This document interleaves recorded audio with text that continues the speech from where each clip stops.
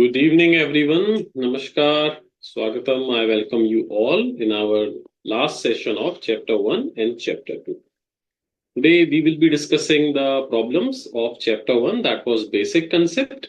And the second topic that we have gone through, that is residential status and scope of income tax, according to the residential status. So, I wish you all a happy Holi. Enjoy the festival.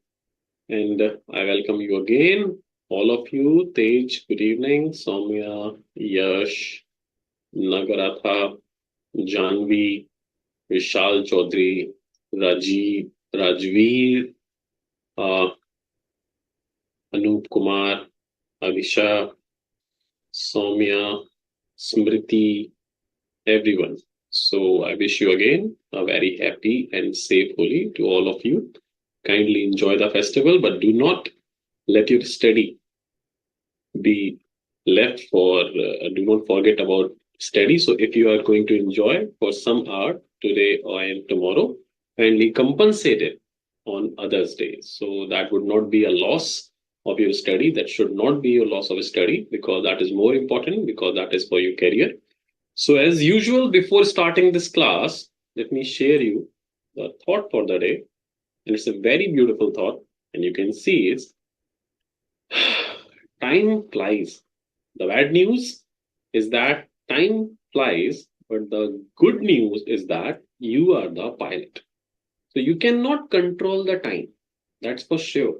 Nobody can control the time, either it's us or anyone in this world. Nobody can control this time.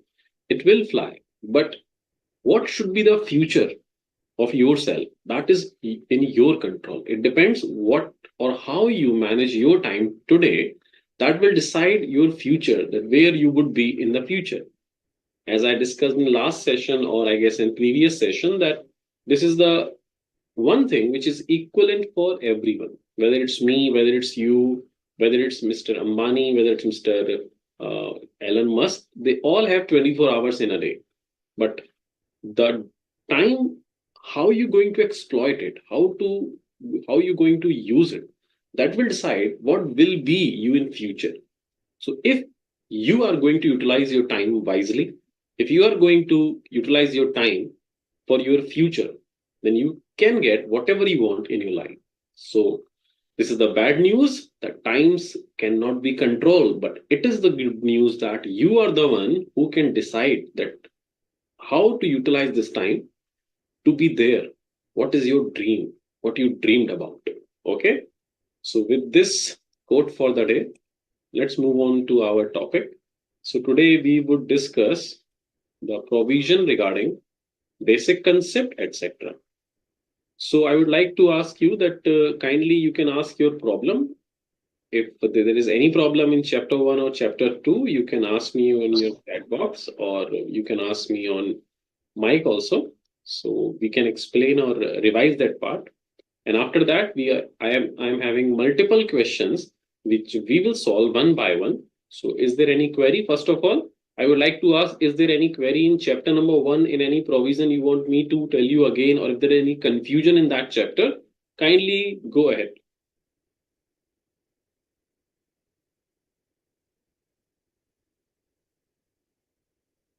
Vinasha, good evening. Shrivali, Divya, good evening. Kiran, good evening. Smriti, good evening. So no queries from your part, okay? Okay, so Rajveer is asking page number 1.28, point number B. So is it from study material? I believe you are asking from, this is for chapter number 1, Rajveer. Let's see what you are asking.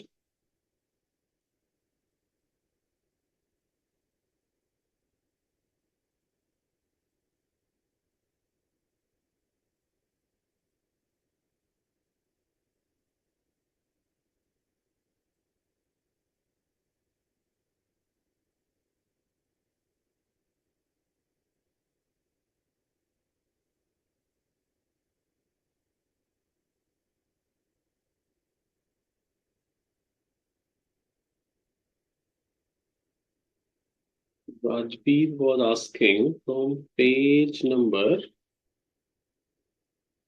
1.28.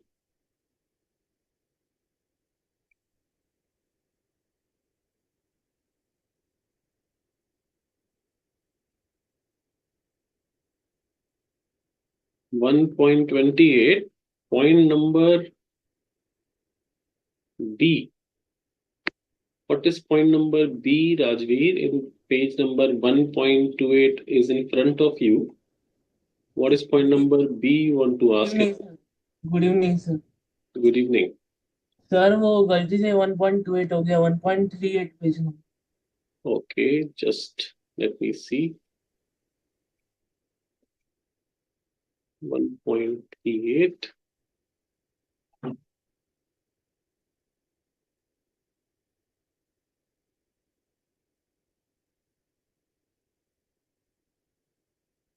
Process ordinarily employed to render the product or produce fit to be taken to the market. So this is from agricultural income.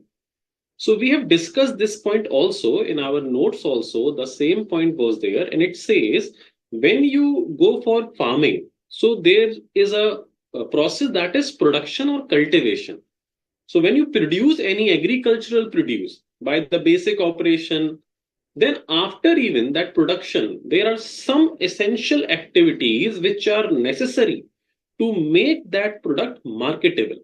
Even you are not changing the nature of it. Suppose we grow agricultural produce sugarcane. So cultivation of sugarcane is the one part, but to make it marketable, we have to sort it, we have to clean it. There are some agricultural produce we have to bleach, sorting, cleaning, etc.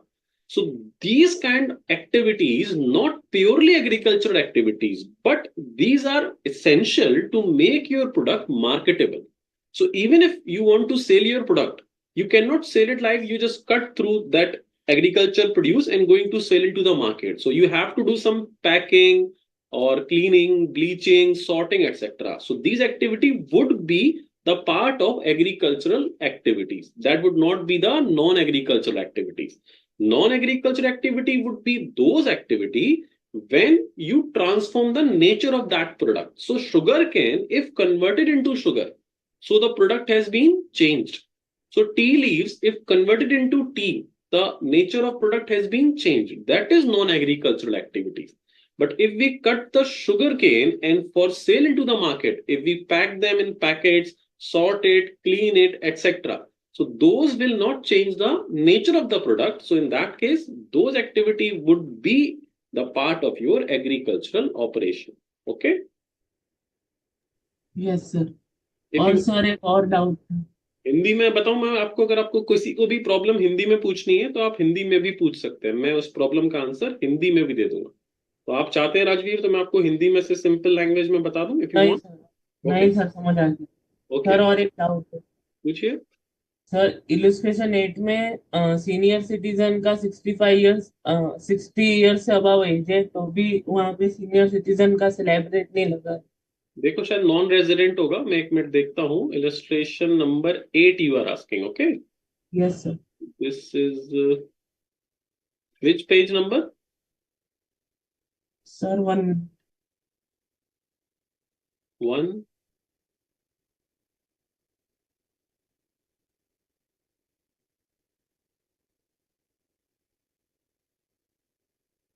Illustration number 8.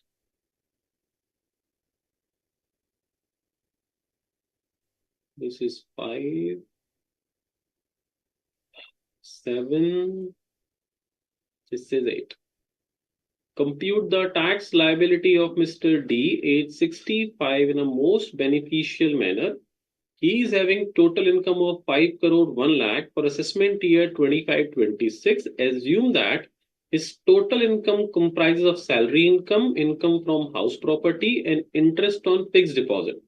Is the same under both regimes. So we have to find out the tax as per most beneficial manner. So what is your issue? This is first of default tax regime, tax is clear. Default tax से किया, फिर optional tax से किया, फिर तीसरे में senior citizen का tax भी लगेगा क्योंकि तो 60 year. Default tax regime does not have, उनके में कोई अलग लिमिट नहीं है, सबके लिए 3 लाख रुपीज ही है in case of default tax regime, ठीक है। और जो आपका ऑप्शनल टैक्स रिजिम है उसमें भी 3 लाख रुपीज का एडवांटेज लिया होगा। देखो अभी सॉल्यूशन में देखते हैं, ये तो मार्जिन लीफ निकल आया।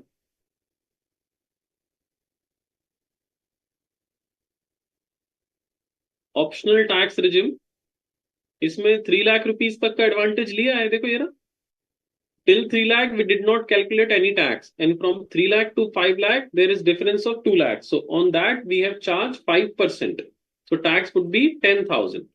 अगर बेनिफिट नहीं लिया होता तो we could have been calculated from 2,50,000 till 5 lakh over here, so tax would be 12,500 rupees। Can you see that? Yes ठीक है ना, ये लिया है देखो, 3 लाख की एग्जामेशन लिए हमने in case of optional tax regime, and default में तो 3 लाख ही है सबके लिए। Clear?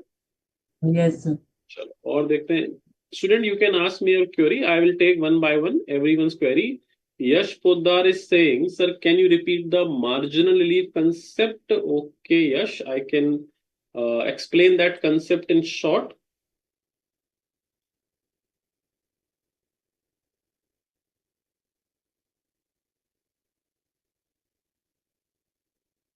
Yash, you want that concept in Hindi or you want me to explain in English?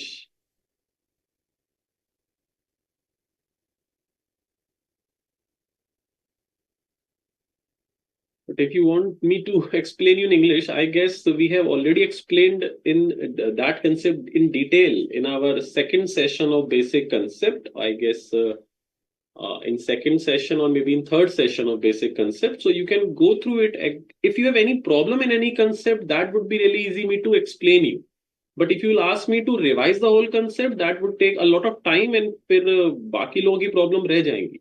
So if you have any problem in margin relief, you can ask me, but to revision of whole concept, so that would be better that you can go through the class. You can watch it again, so that would be really easy for us that we can save our time for other relevant problem. So yes, you can go through that topic of margin relief. If you think there is any issue, you can ask me again and I will going to explain that problem in detail with you. Okay. Let me see, is there any other problem?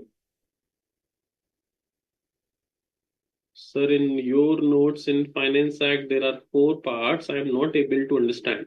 So Finance Act, let me show you.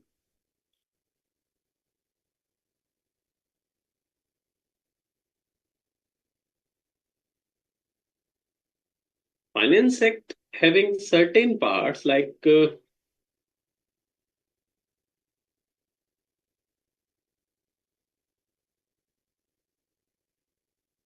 is the Finance Act. You can see there are 4 parts. The Finance Act comprises these 4 components. Every year, the Finance Minister of of the government in India introduce the finance bill in the Parliament budget session. As we all know, that is called budget. When the finance bill is passed by both the house of the parliament and gets the assent to the president, it becomes the Finance Act. Okay? The first schedule to the Finance Act contains 4 parts which specify the rates of tax. So the finance part, technically the including 4 parts, and each of that part explain different things. So part 1 explains the first schedule to the Finance Act specify the rates of tax applicable for the current assessment year. So this schedule explains you the rates of tax which is going to be applicable for current assessment year. Accordingly, part 1 of the first schedule to the Finance Act 2024 specify the rates of tax for financial year 23-24. That means assessment year 24-25. Part 2 specify the rates with which the tax need to be deducted, like TDS rate for the current financial year. Accordingly, part 2 of the first schedule to the Finance Act 2024 specify the rates at which tax is deductible at source for financial year 24-25. So this explains the rate of taxes for financial year 23-24 in short to understand. This explains TDS rate for financial year 24-25.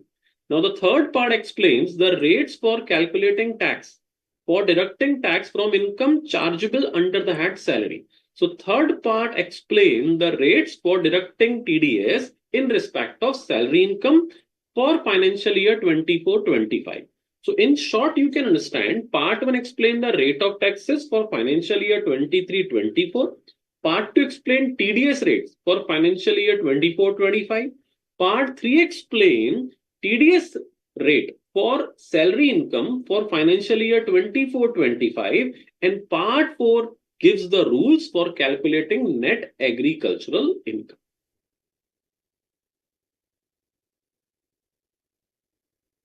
Astha Sethi is asking, okay, just wait, query portal pe somebody is asking, Khushveen Kaur, Miss Khushveen Kaur is asking, sir, how it is possible to claim 25,000 rebate under default tax regime?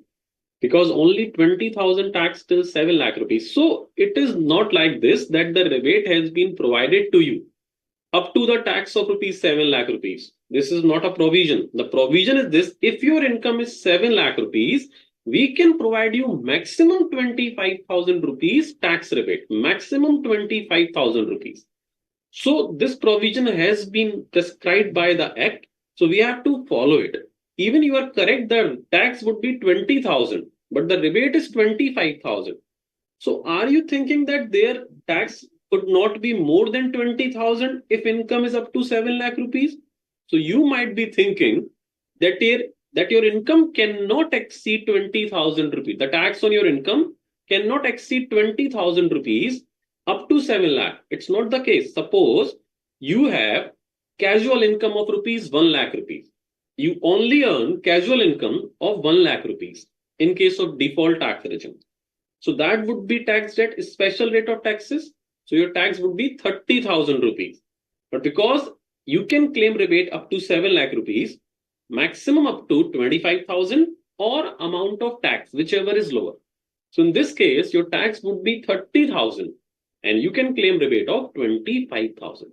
So there was no provision in the act like this that we will provide you rebate up to the amount of tax of rupees 7 lakh. That was not the case. The rebate has been fixed. Suppose whatever you thinking, if that is applicable, that would be a huge problem. You are understanding these provision like this, that rebate would be, what you are trying to say, you want to understand these provision like this, that rebate would be the amount of tax up to 7 lakh rupees. So you are assuming that up to 7 lakh rupees tax could be 20,000 because the first 3 lakh tax would be nil. The next 4 lakh, the tax rate is 5%. So that could be 20,000. So why rebate is 25,000? So it is not the case that rebate has been made according to the tax that is up to 7 lakh rupees. Suppose this 7 lakh rupees is only my casual income, only casual income. So my tax would be 30%, 2,10,000. Then would you allow 2,10,000 as a rebate? No. So the rebate concept is just different. Income tax says if your income is up to 7 lakh rupees, we will provide you rebate maximum 25,000 rupees. Let me tell you with the help of another example. Okay, tell me what is the rebate under optional tax regime? Fine. So this question is for everyone. It's a very interesting question. Tell me what is the rebate under optional tax regime? 12,500 rupees, and that is if your income is up to, total income is up to 5 lakh rupees. And you are imagining that because the tax up to 5 lakh rupees is 12,500, that is why rebate is 12,500.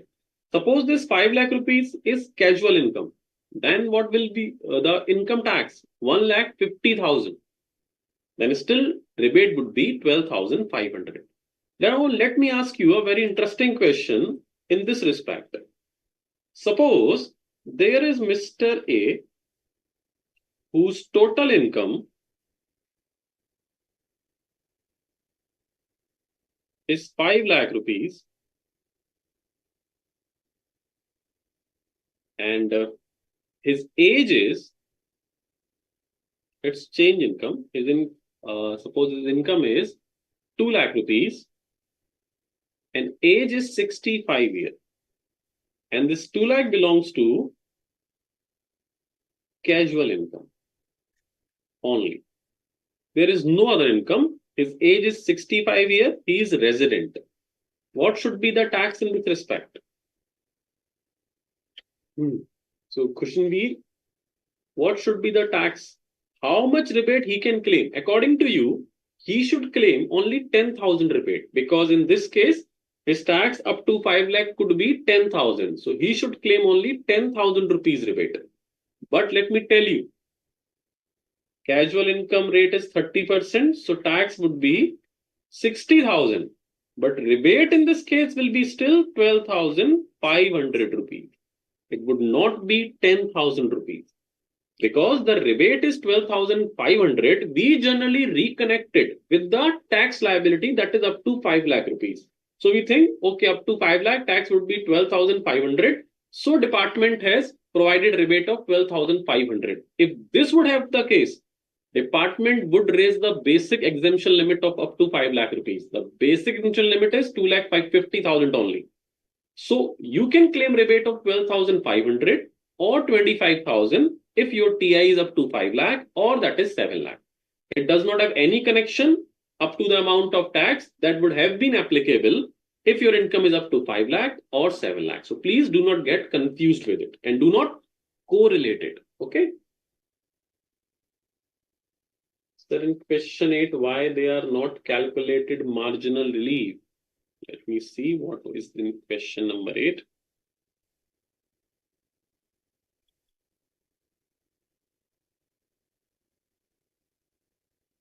In question 8, there is calculation of marginal relief. We have calculated it.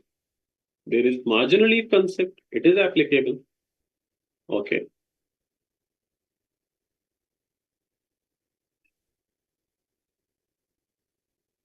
Okay, do not ask the MCQ. I have uploaded.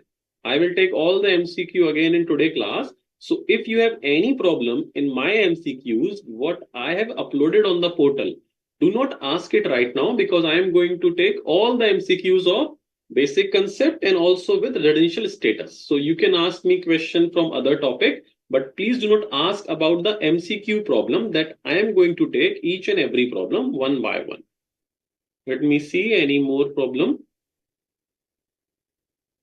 Astha is asking, sir, in HUF, Dayabhaga school, children are all members but become co-partner after death of father. Yes, you can say that. They are technically not even the member. They are just the part of HUF. They are not even member. The membership or co-partner right would be available when the father expires, technically. Okay, Tej Chauhan is saying, sir, you have taught so well that till now there is no doubt. High five from Wi-Fi, Tej. Well done. Okay. I believe that if you are revising the provision nicely, if you once revise the provision, look, I have taken the classes. So it's my advice to each and everyone. So I have taken the classes. It's your job to revise the provisions once again. And with the help of illustration, etc., whatever we have discussed. And I believe after that, a lot of problem would be automatically solved. Okay. Like somebody was asking in illustration 8, sir, there is no 3 lakh rupees exemption has been given. So kindly do not ask these kind of questions, because there is 3 lakh rupees exemption. I have just shown you that there is 3 lakh rupees exemption. So these kind of problem will waste our time. So please ask those problem, those query. Those are relevant and at least you have tried once. Just do not do this, that if you are not able to solve one question, then you left all other question. Okay, if I'm not able to solve illustration number 6, I will not try 7, 8, 9, 10. This is not the right way to study. Okay. Now somebody is asking, Soumya, sir, can you please explain illustration 1 of study material? Illustration number 1. What is it? Let me see. Kindly write it on the page number also, so it would be easy for me to find it out. Illustration number 4. I believe illustration number 1 would be very easy. Somebody is asking, there must be something else in that illustration. On which page number is this illustration, Soumya?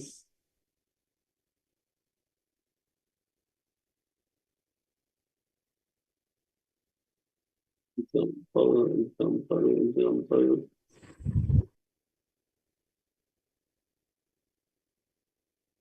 Illustration 2 is there. Illustration 1. This is for integration provision, I believe. And you can see Mr. B grows sugar cane and use the same for the purpose of manufacturing sugar in his factory. Okay.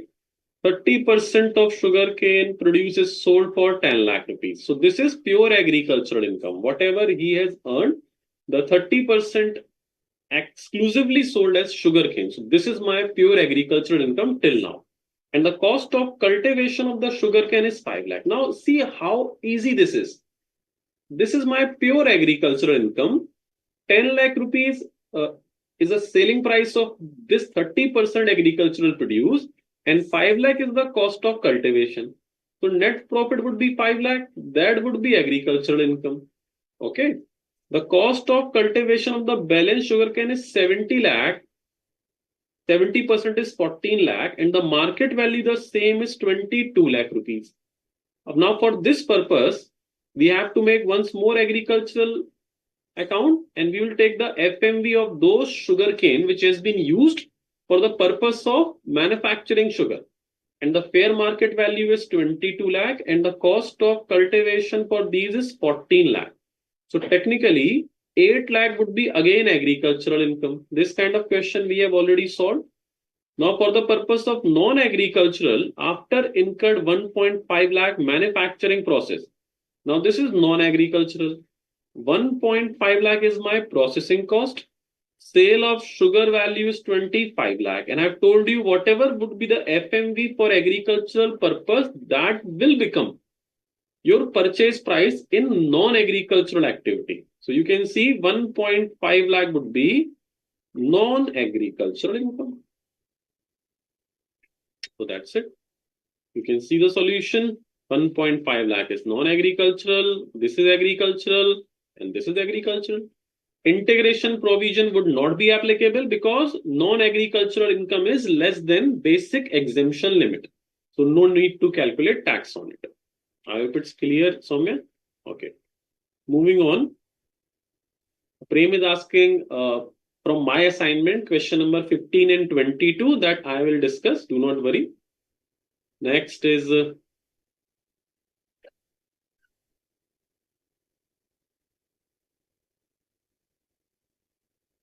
Abhinav is asking section 9.1 did not understand the line part of income which cannot be reasonably attributable to operation is India. So I have given you an example of a car that in case of residential provision, and I have also asked you that please ask chapter wise problem.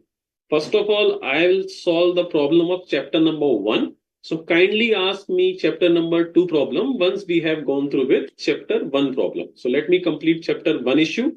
After chapter 1 problem, I will solve MCQ. Then we will move on to chapter 2 problem. So that would be easy for all of us. Okay, let me see.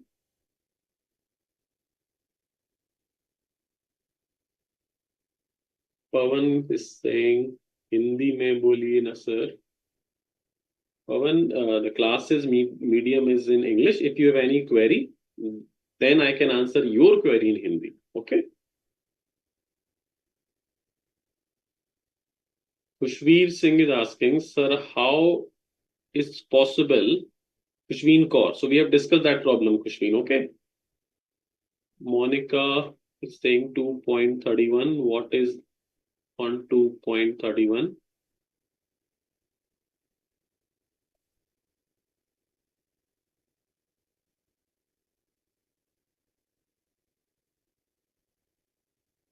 Page number, first of all, 1.76. Someone is asking problem.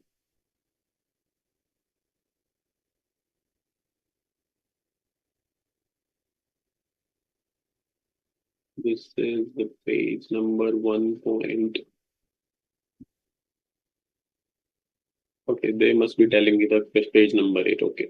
Next is Bani Preet is asking, good evening, sir. I am having problem in question of margin leave. I got confused every time when to provide margin leave. Bani Preet, I am saying when the income is slightly above 50 lakh or 1 crore or 2 crore or 5 crore, only then we have to calculate marginally. Do not worry. I will solve my MCQ questions. Almost there are 5, 6 questions. Those are related to marginally. So I will solve those questions myself. So that would be easy to you understand that how to solve marginal leaf question. After that concept, I am going to solve for you. Okay. Next is Kushveen Kaur is asking same problem again. We have already gone through with that problem, Kushveen. I will solve my assignment, all assignment. Do not worry. Astha Sethi sir, AOP and BOI can be formed even for non-profit or income. In case of AOP, it has been specifically written that the object is should be to earn income. But in case of BOI, that is not mandatory. It has been written in the definition. You can go through, and that is specifically mentioned in there. Lalit is asking in default tax, how much rebate is available in default tax regime? The maximum rebate is 25,000 rupees. Okay. If your income is up to 7 lakh rupees, and even if your income is slightly above 7 lakh rupees, we have discussed that concept that if your income is like 7 lakh 22,220 rupees, till that you can claim the benefit of rebate under default tax regime. After that, you cannot claim that benefit. Okay.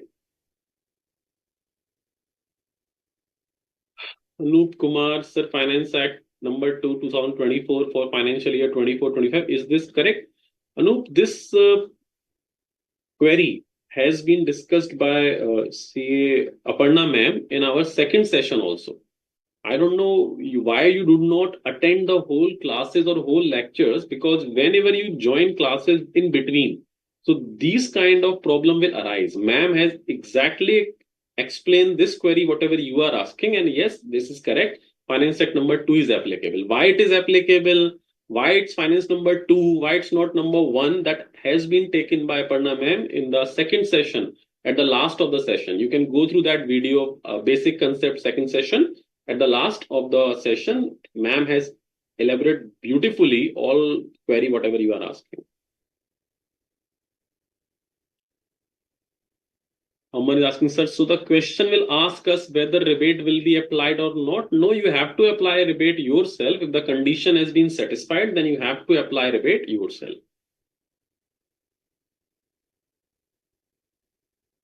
Yes, Tej, your answer was correct. 60,000 minus 12,500.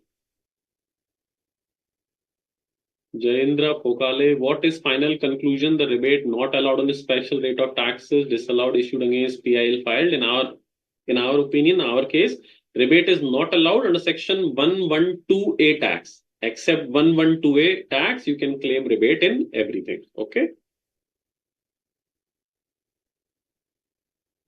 Lalit is saying marginal relief is applicable only when surcharge is applicable. Yes, you can say that in most of the cases or almost all of the cases, marginal relief would be applicable only if there is surcharge concept is there.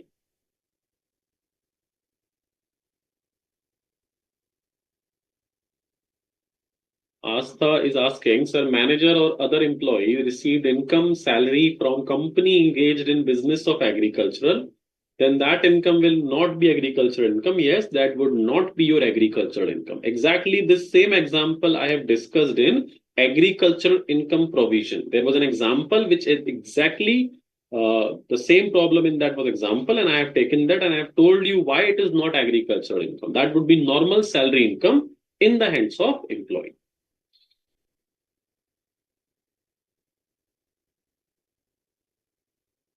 Sir, in Mitakshara, Kushveen Kaur is asking, in Mitakshara, co-partner oblique member, Dayabhaga, co-partner plus co-partner, both co-partner, vice can form a HUF. Kushveen Kaur, you should go and watch the first lecture in which we have discussed that concept, but let me tell you in for the time being, in short, in case of Dayabhaga, you should understand this. If father exists and he has no sibling, no brother, no sister, etc., so he would be individual. Even if Mr. F got married, he cannot create an HUF with his wife. Even son 1, son 2, D1 takes birth in this family, still HUF cannot be formed or partition cannot be asked by these. After the death of father, they can create HUF or ask for partition. So automatically there would be co-partner there. Under Mitakshara, an individual after marriage can create an HUF with his wife. So there could be co-partner and member also. So that could create an HUF. Okay, HUF.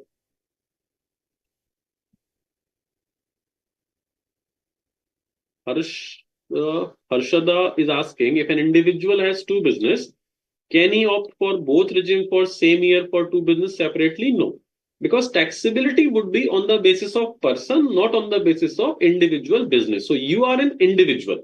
Whether you are running 5 business, 10 business, 20 business, it does not matter. All the income would be in your hand in aggregate.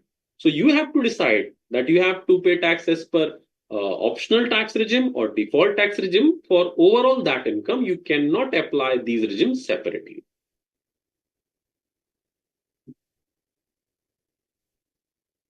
Yes, Tej, you were right. So 12,500 would be the rebate out of it.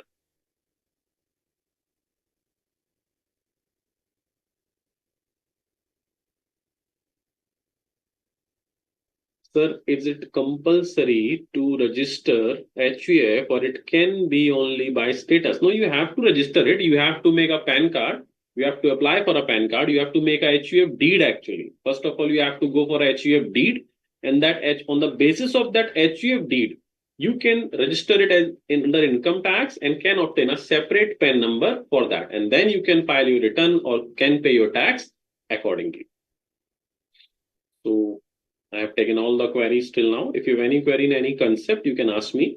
And now we are going to solve all the MCQs of chapter number 1. And let me tell you, after solving those MCQs, your problem regarding rebate, your problem regarding calculation of tax, your problem regarding marginally, that all are going to be solved. So just wait. If you have any problem regarding rebate concept, marginally, calculation of tax, etc., that all going to be crystal clear when I will take all the MCQs, what we are going to discuss one by one of basic concept. Okay, so just stay with me. Everything is going to be clear. So first of all,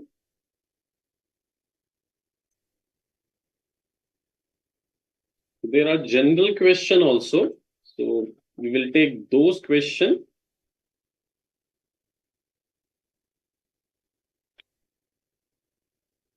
Which entry and article of the Constitution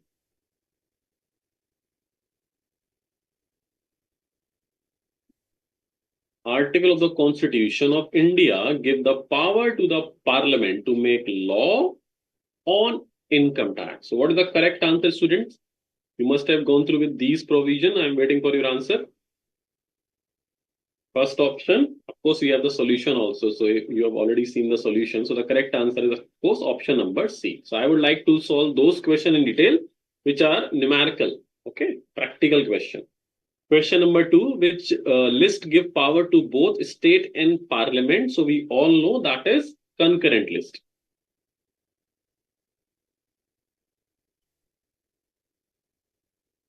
All are very smart. I guess you have already gone through with the solution I have uploaded.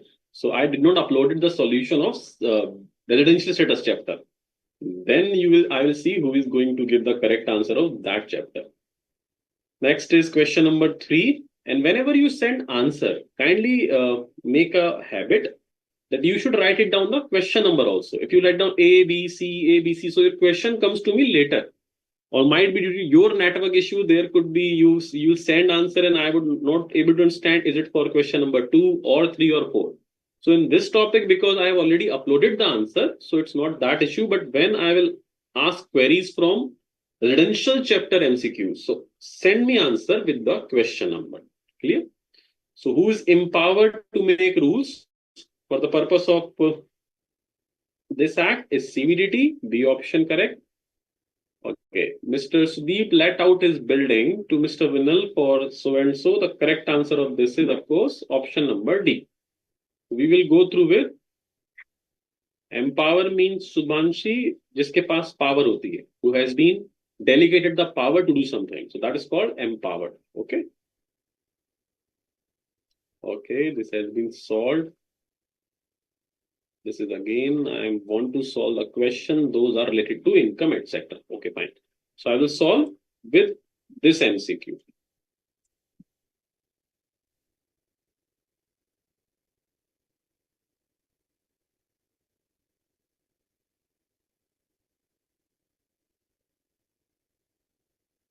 We will read out this question. I'm going to solve this for you one by one. We will solve all the questions. Okay, total income of Mr. Sudeep Jain is 50,80,000 from salary. Compute tax under both regime, under section 115 BAC and optional tax regime. So first of all, we are discussing as per optional tax regime. Now, this is kind of a question in which you can see the income is slightly over 50 lakh rupees. And because it's slightly over 50 lakh rupees, so we have to find out that whether marginally concept is applicable or not. I guess Bani Preet was asking that she is confused every time when there's a question regarding marginally. So now you can see, to all the students, remember this thing. If the income is slightly over 50 lakh, 1 crore, 2 crore, or 5 crore, then we will apply marginally concept. Now in this question, yourself, I guess somebody is not muted. Kindly mute yourself because your background is coming, so that would be disturbing.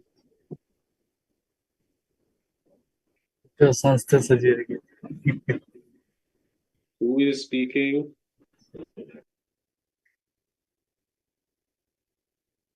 Pavan, please mute yourself. It's a request.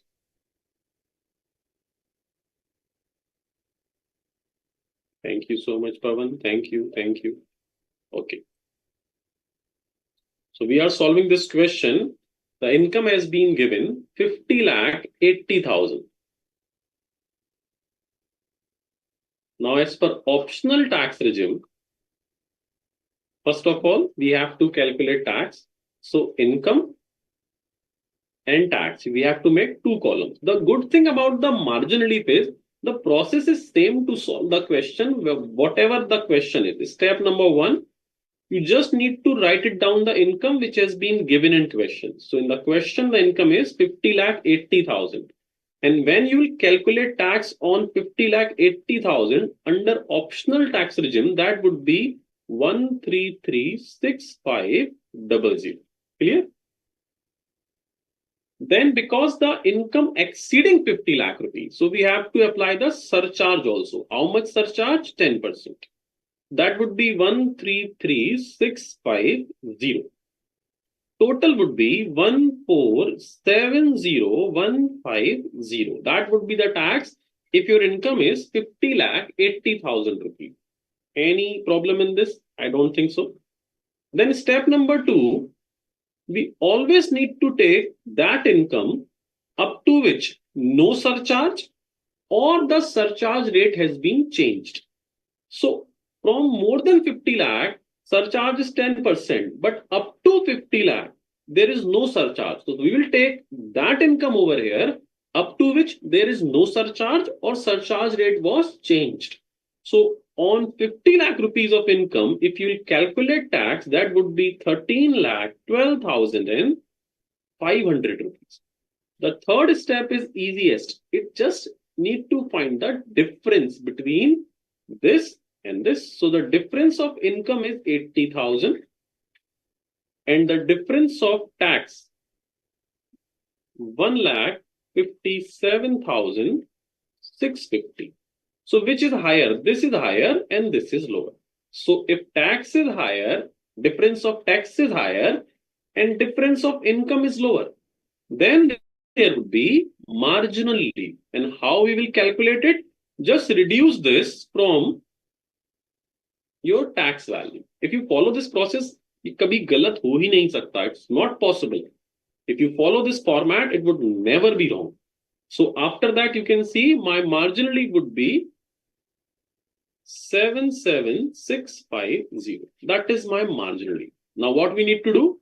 We have to reduce it from the tax value 77650, because initially we have to calculate tax on this. So whatever the tax of this income, we have to reduce marginally from the tax of that income.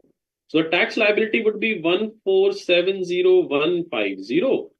Need to add 4% cess. After that, your income tax would be 82. This would be 1392500 after reducing. Clear? So that would be my final tax liability, 1448200. Clear? This is as per optional tax regime. In the same way, we will find out now the tax as per default tax regime. The process is exactly the same. Again, 50 lakh 80,000. Tax on this would be 1214000. 10% surcharge, that is 1214000. Tax would be 1335400. Now tax on 50 lakh would be 1190000. The difference is again 80,000 and 145,400. So MR would be 65400, because this is higher, this is lower. Need to reduce from it, and after reducing, we will get income tax this much, 4% cess, and the final tax liability would be 1320800. Understood? We just need to follow the process. We just need to follow that process. Okay. So the option, correct option from this would be option number C. Clear, students?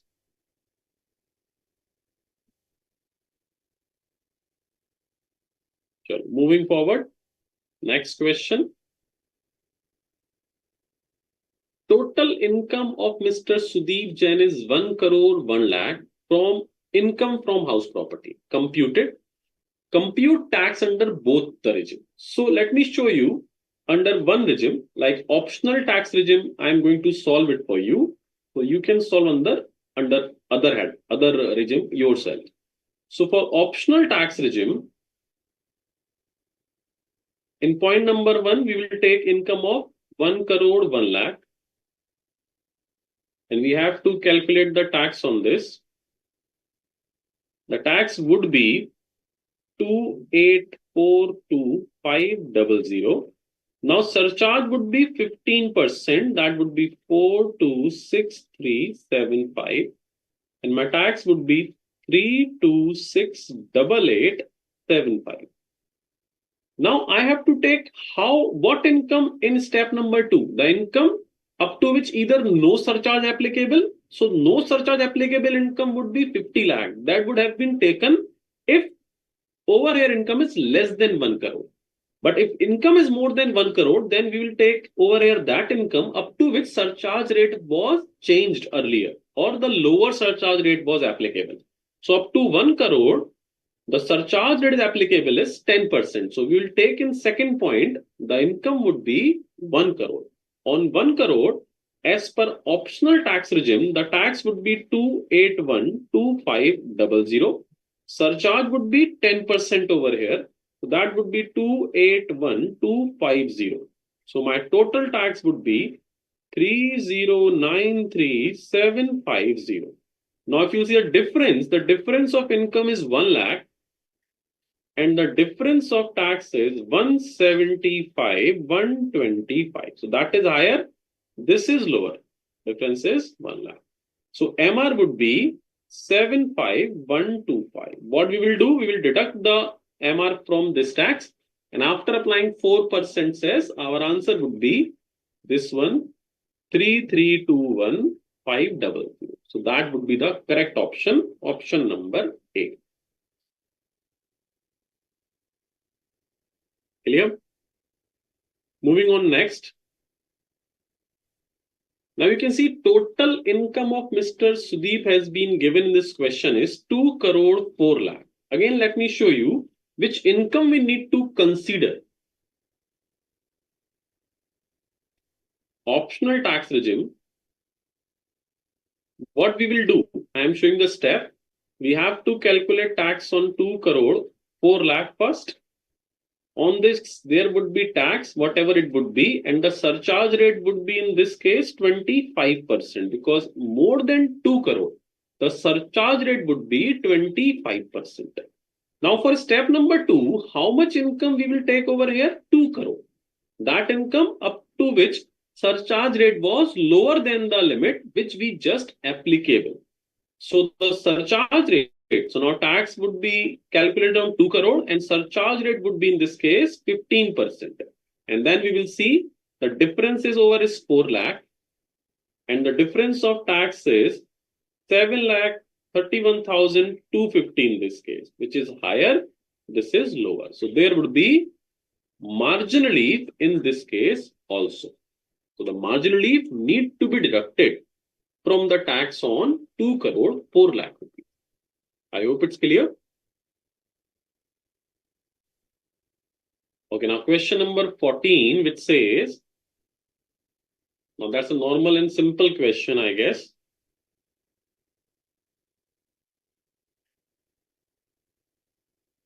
Total income, Mr. Sudeep Jain, age 60-year, resident is 9,50,000 from salary, house property. Compute tax under both regimes. So it's a normal question to calculate tax. 9,50,000 rupees income, you have to calculate the tax. The correct answer is option number, which is the correct answer.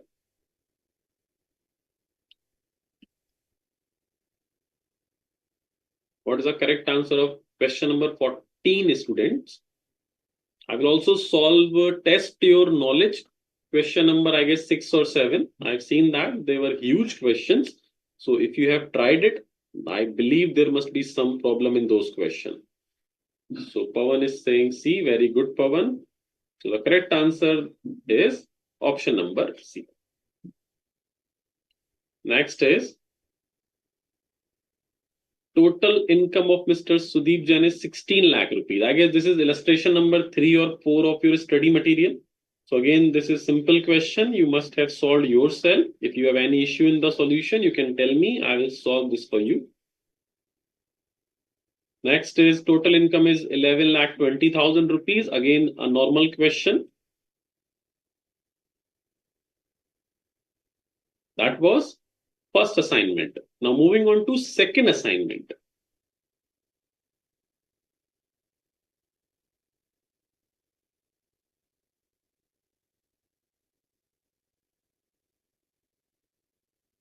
A person who is assessable in respect of income of some other person, we all know the answers because I have uploaded the notes. So better to solve those questions.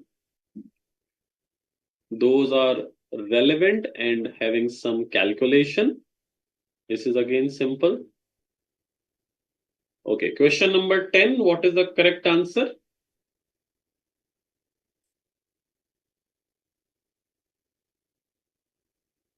What is the correct answer of question number 10?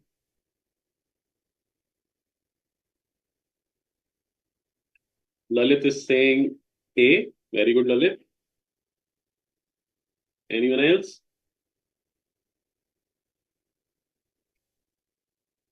Pawan is also saying A. Okay, Pawan. HUF total income has been given in the question. 4 lakh rupees. You have to calculate tax as per shifting out of section 115 BAC. So if HUF income is 4 lakh, what should be the tax? Shankar is saying A, very good. Rajveer is also saying A, very well done. Anyone else?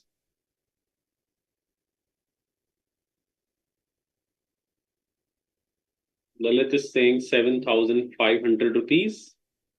Prem is saying C. Harshada is saying 7,500.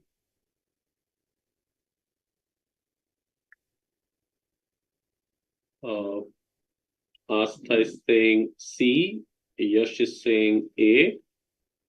Nagaratna is saying 7,800. That means C.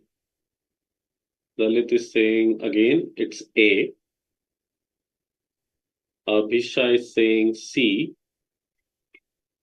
Anandruti is saying A. Okay.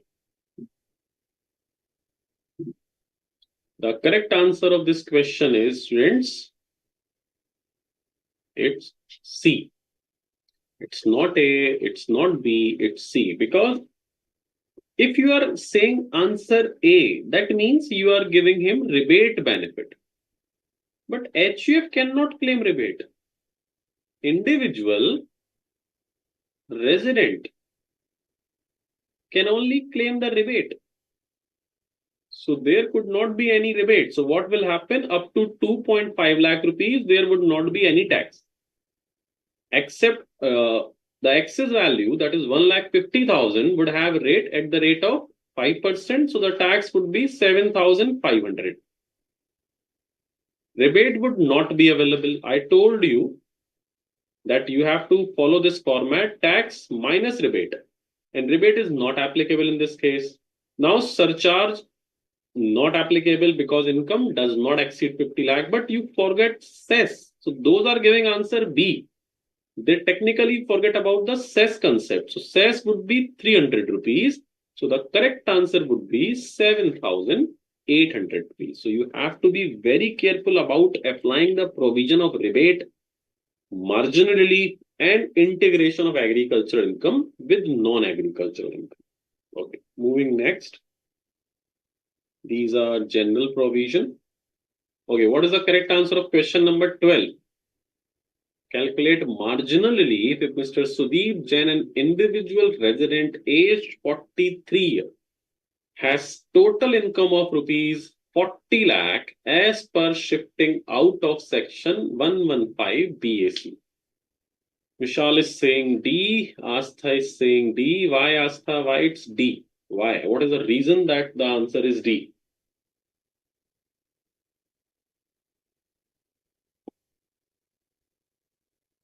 What is the reason behind it? Because income less than 50 lakh. Very well done, Lalit. Very good, very good. Because if surcharge is not applicable, then there would not be applicability of marginally. Okay, very good. Calculate marginally if Mr. Kishore, age 51-year resident, total income is 1 crore 1 lakh. So this kind of question we have already solved in MCQ 1. Again, calculate tax if Mr. Anvesh, age 65-year, non-resident. Total income is 40 lakh as per shifting out of section 115 BAC. Again, simple question. You have the answer. No MR is applicable. You just need to calculate the tax as per normal provision.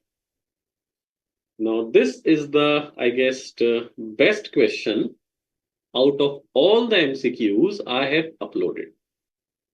And of course, you may have the correct answer of it, but I believe that you won't be able to find out how it has been calculated.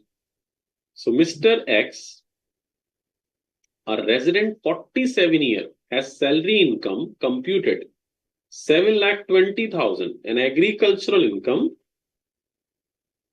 You can see the agricultural income is 1 lakh rupees.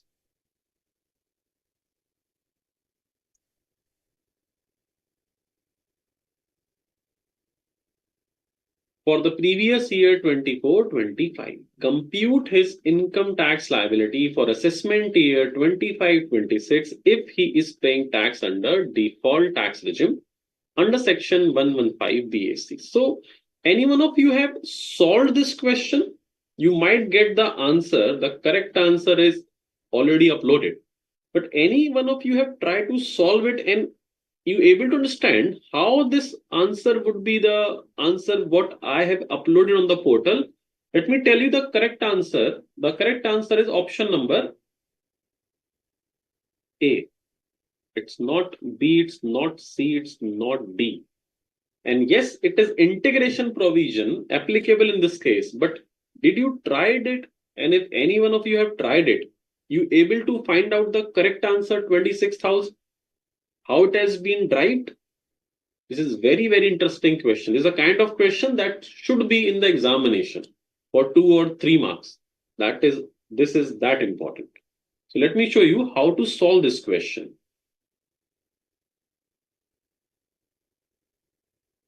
The question was saying that your non-agricultural income is, I guess, 7,20,000,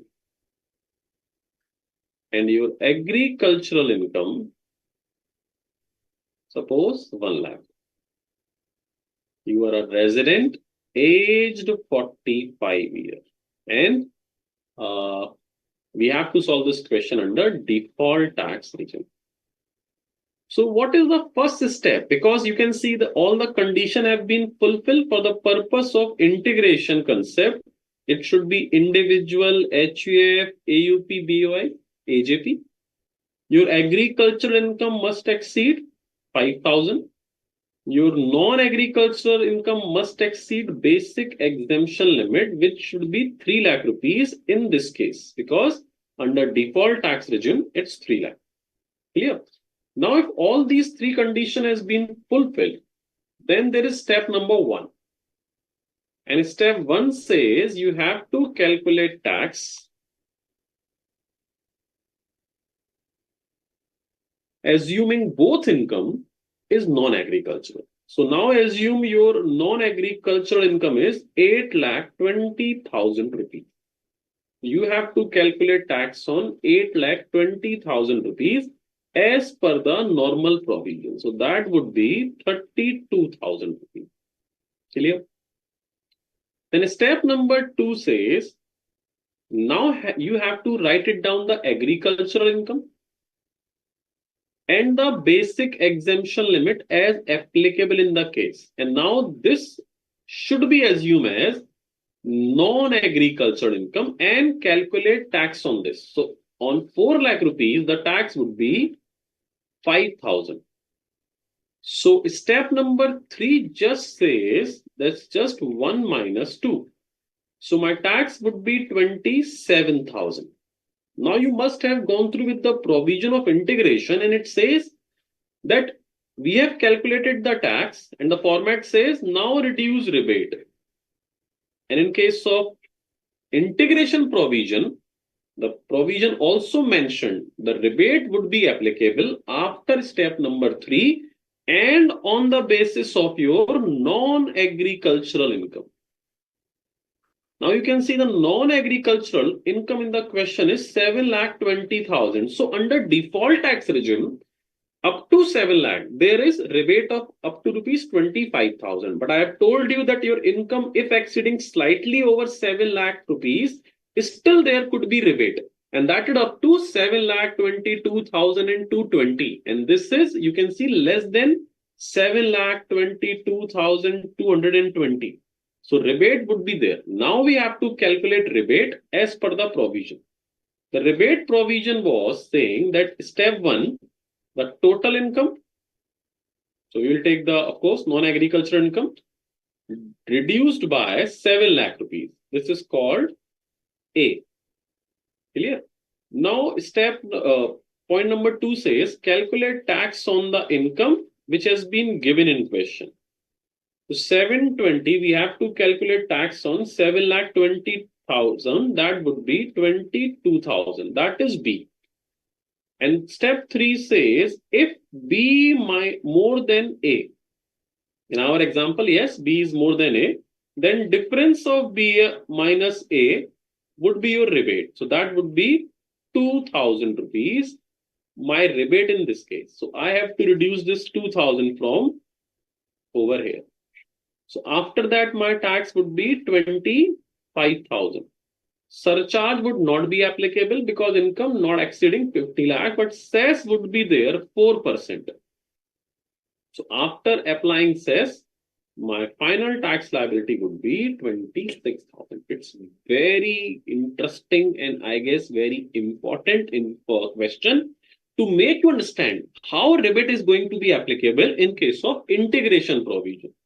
If that question is simple that you have to calculate tax on 7,20,000, then you are going to apply the rebate easily. But when we solve integration concept, so after step 3, you might forget about the integration concept because you will think, okay, income is 820. But for the purpose of rebate, we have to take the non-agricultural income, which is 720. So might be in the examination, you forget about the rebate concept and you will apply 4% on 27,000. So if you do that, you will not get even a single marks in this question because in this question, this rebate concept is the concept why examiner is going to ask you this question.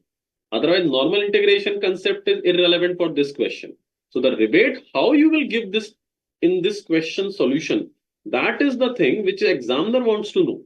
If somebody is going to apply 4% on this 27,000, that I will feel that, okay, he just has the superficial knowledge of this concept. He does not know exactly how to apply the rebate concept. So be very careful about rebate, marginal relief, and that integration concept in chapter number 1, because that would be affect the last chapter also. The last chapter of your income taxes, computation of total income and tax. In that case, you would have a special rate of income, deduction, etc. But the calculation of tax would be according to the basic concept. These slab rate again going to be applicable. Exactly the same surcharge provisions, same rebate concept, same integration, same marginal relief, same would be applicable. So what will happen when you will go through with all the heads of income, deduction provision, TDS provision, and you will on the last topic of calculation of tax. So you might not aware of these concepts. So before solving that chapter, if I am going to take that chapter, I always ask student that please revise basic concept chapter first. Then you will able to understand what we are going to do in this last chapter. Okay. So let's move on to now other question. That was question number 15. Next is again simple question. Income from farm building, theoretical. Integration provision when applicable, you have to fulfill all A, B, C, D condition, A, B, C. Rebate would be applicable on the basis of non-agricultural income. We all know that. This is again, we know how to solve this. Again, question number 21. We are going to solve this question.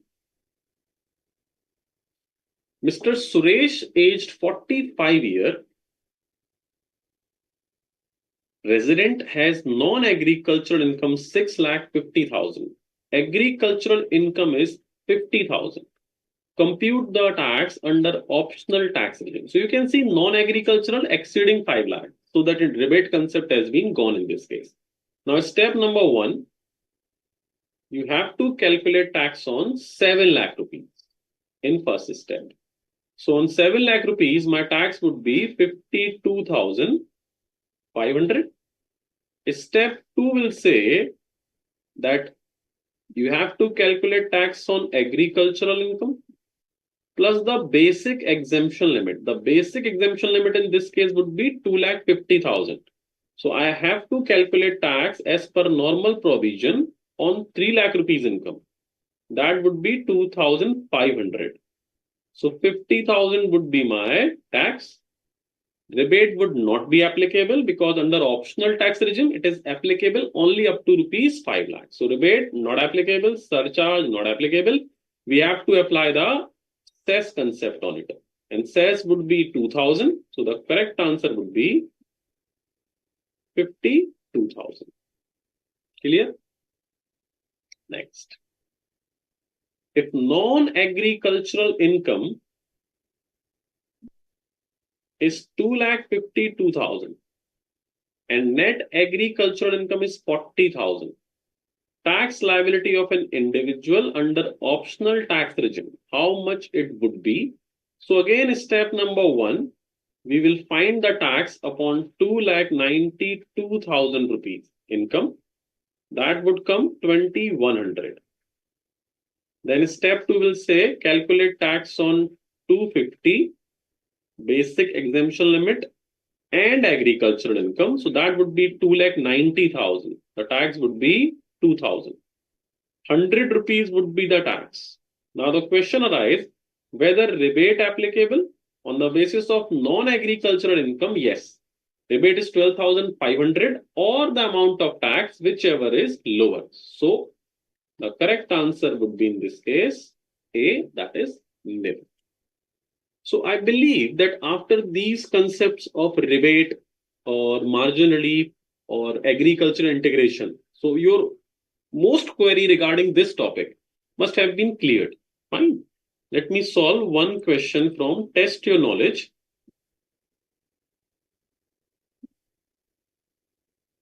Question number 10. Bipin is saying, sir, amount is 252 and not 292. What Bipin is saying, let me see.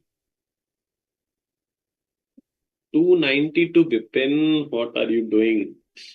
I have taken 292 because I have added this non-agricultural and agricultural. The first step, we have to calculate tax on agricultural as well as non-agricultural.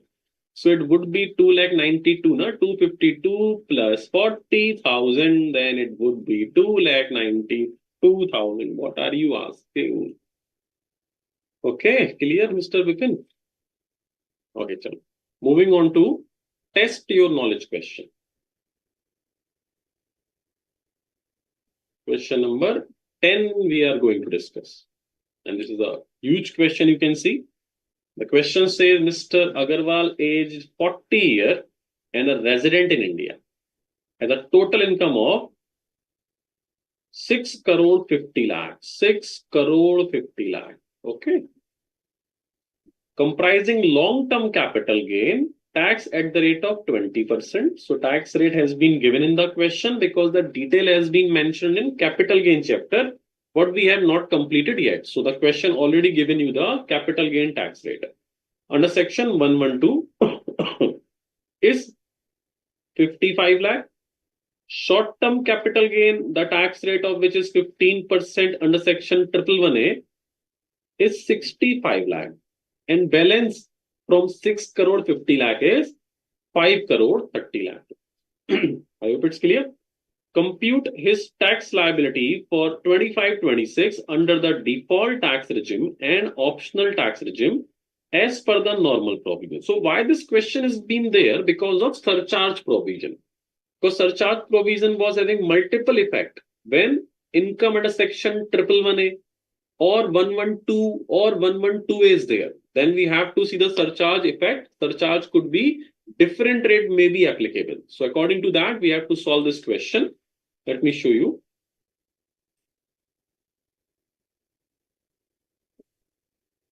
Test your knowledge.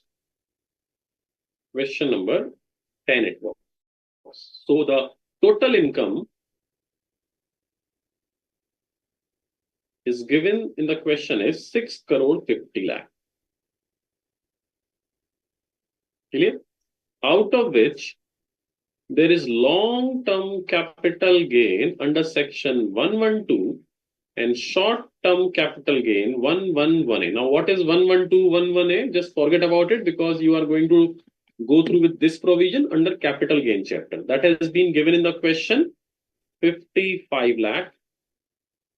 And this has been given in question 65 lakh. Tax rate has been given 20% and tax rate is 15%. So according to that, the tax of these would be like this: 11 lakh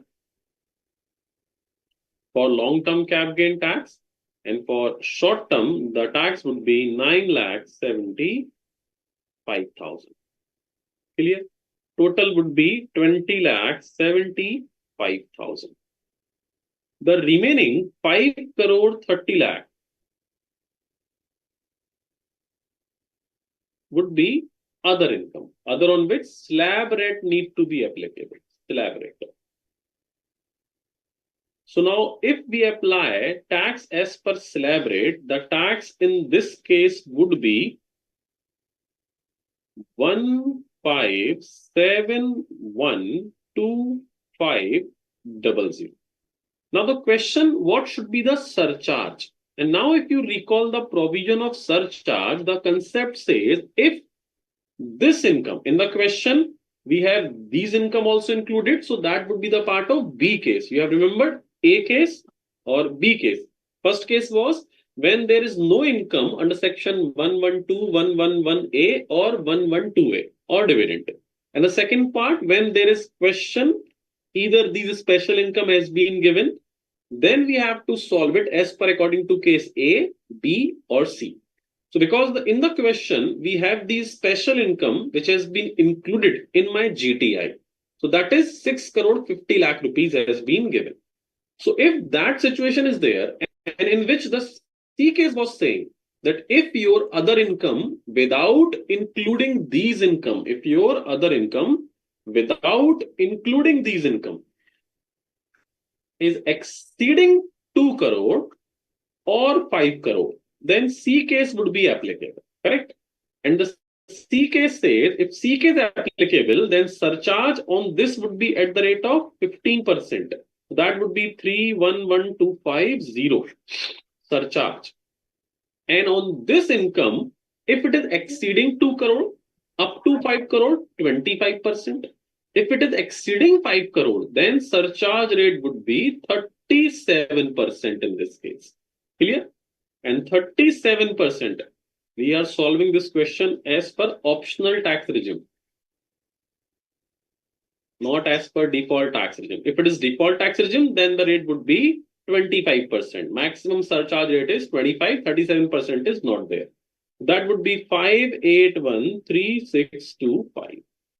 So if you'll aggregate this, your total would be, after including surcharge, 23912375. And 4% cess would be there, 956495. My total tax liability would be 2486870. So in case of default tax regime, the tax would be different upon this income. This tax would remain the same. The surcharge rate would remain the same. This tax was changed and the surcharge rate would be 25% because the maximum surcharge rate under default tax regime is 25%. Other thing would be the same. So that would create your final tax liability under default tax regime. I hope it's clear. So I believe the problem regarding the problems regarding your margin relief, your surcharge concept, your rebate concept, your integration concept, etc. has been sorted. Fine. If you want to understand it more, you have to go through for the revision once more. You have to try all the illustration, test your knowledge question and MCQ by yourself, and you will get it easily because that is not that difficult. It just you have to do some practice more. So if you do it, definitely everything should be crystal clear to you regarding all these concepts which has been discussed by us till now. So now we will go for a 10-minute break, and after that break, when we will resume, we will take up chapter number 2 problem, and then we will solve MCQ of chapter number 2. So you should have your tea, coffee, etc. Let's see you after 10 minutes. So Ashok sir, can we go for a break of 10 minutes?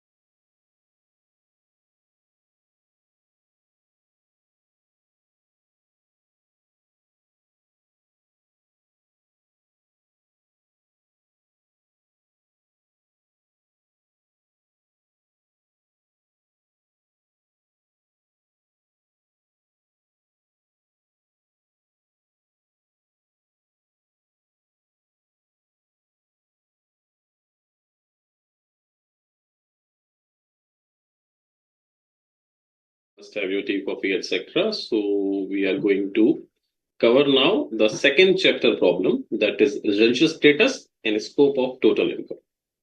So if you have any query regarding that topic, now you can send me that query. Then we will move on to our MCQ sheet.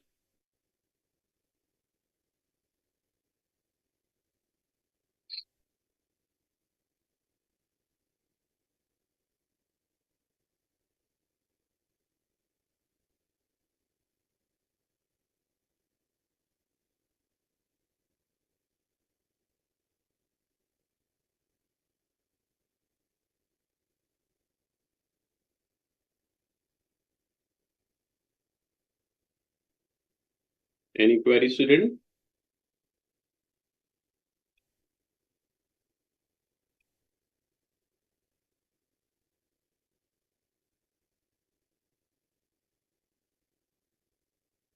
Astha, you can ask what you want to ask. Sir sir deemed resident में लिखा हुआ एक line है, however this provision will not apply in case of an individual who is a resident of India in the previous year as per section 6 subsection 1. Sir इसका meaning क्या है? देखो, आस्था ये कहता है कि पहले हम ना डीम रेजिडेंट चेक नहीं करते, पहले हम नॉर्मल प्रोविजन से रेजिडेंट को चेक करते हैं। सेक्शन 6(1) जो हमने डायग्राम भी देखा है ना, नॉर्मल प्रोविजन, जिसमें हम पहले जनरल कंडीशंस देखते हैं, फिर स्पेशल कंडीशन देखते हैं। तो अगर कोई पर्सन जनरल कंडीशन पूरी कर चुका है या स्पेशल कंडीशन जो कैटेगरी बी है 1 2 3 उसमें से कोई कंडीशन पूरी कर कर रेजिडेंट बन चुका है एज पर नॉर्मल प्रोविजन, फिर उसको डीम्ड रेजिडेंट चेक करने की जरूरत नहीं है। Let me tell you how. जैसे सपोज मिस्टर ए जो एक इंडिविजुअल है, इंडिया के बाहर रहते हैं, वो इंडिया आते हैं घूमने के लिए हमारे प्रीवियस ईयर में 200 डेज के लिए। ठीक है, प्रीवियस ईयर में 200 डेज के लिए आते हैं और वो इंडियन सोर्स से इनकम भी कमा चुके हैं 20 लाख रुपीस की। 20 लाख रुपीस की इंडियन सोर्स से इनकम अर्न करी है जिस पर कहीं टैक्स नहीं दिया। तब आप देखेंगे कि जो डीम्ड रेजिडेंट है वो कहता है अगर कोई सिटीजन ऑफ इंडिया है और वो इंडियन सिटीजन है, मान लीजिए कोई सिटीजन ऑफ इंडिया जिसकी इनकम 15 लाख रुपीस से ज्यादा है from Indian resources on which he does not पे टैक्स एनीवेयर। तो आप देखेंगे ये वाला केस जिसमें मिस्टर ए एक सिटीजन इंडिया के हैं, रहते इंडिया के बाहर है, तो प्रीवियस ईयर में इंडिया 200 डेज के लिए आए और इनकम 20 लाख है जिस पर कहीं कोई टैक्स नहीं दिया। तो अगर हम सोचे कि इसे डीम्ड रेजिडेंट बनाने, तो वो नहीं करना है, क्योंकि पहले चेक होगी नॉर्मल रेजिडेंट की कंडीशन। और अगर वो प्रीवियस ईयर में 200 डेज के लिए इंडिया आए हैं तो इनकम इज इररेलेवेंट, वो उसी बेस पर क्या हो जाएंगे, resident, more than 182 days in India. Understand? तो वो क्या बन जाएंगे, रेजिडेंट। और क्योंकि वो फर्स्ट केस में ही रेजिडेंट बन गए नॉर्मल प्रोविजन में, देन हम उसको डीम्ड रेजिडेंट में चेक नहीं करेंगे। अंडरस्टैंड? तो वो ये कहता है कि अगर डीम्ड रेजिडेंट तभी चेक होगी कंडीशन जब आप पहले नॉर्मल प्रोविजन सेक्शन 6(1) के हिसाब से रेजिडेंट नहीं बने। अगर वहां बन चुके हो resident, then you not need to check to be a person और to be an individual to be a deemed resident. Clear? Yes sir.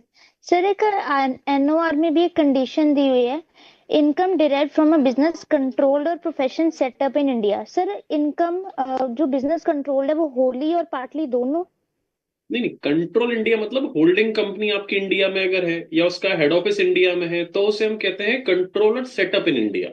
Control word का मतलब ही होता है कम से कम 50% से ज्यादा पावर इंडिया के पास होनी चाहिए उस बिजनेस की, तब उसे कंट्रोल फ्रॉम इंडिया माना जाता है। Yes sir. Yes. Okay sir.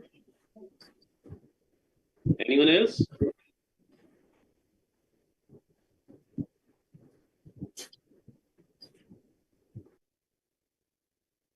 So if you have any query, you can ask. Otherwise, I can go ahead with the provision, what we are going to discuss in this chapter, residential status. That is our chapter number 2. I am going to discuss with you the MCQ of this chapter. And because I have not uploaded the MCQ of this chapter yet, so I believe that would be a great interaction with you in this case. Kivani Preet is asking something. Just a second.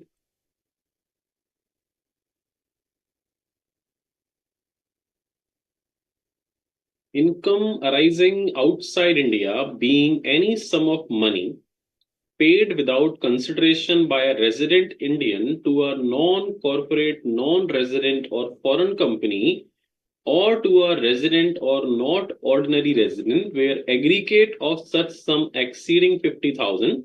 Sir, please explain this statement. I guess this is in your study material on some page. Can you tell me the page number? So I will elaborate you with the exact context it has been discussed. So generally, this provision says that if anyone who is outside India, who is receiving income from any person who is a resident Indian, then that income also deemed to be arise to that person who is receiving that income outside India. So Banipreet, if you will send me the exact page number, so that would be easy for me, and I would explain with the whole context that exactly what it's trying to explain to you. Clear? 2.30.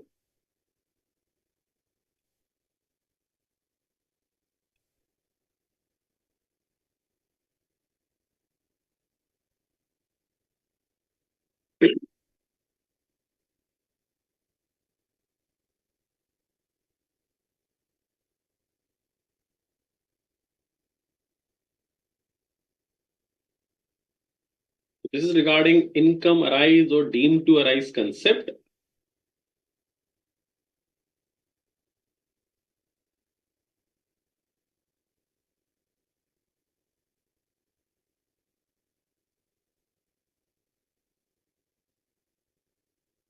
That was the provision, and it says any sum of money. And this provision has been connected with the point. You should understand in which context we are discussing this topic, and this topic is regarding the income arises or deemed to arises in India. So we are discussing the point of income arises or deemed to arises in India, as this was the main heading of it.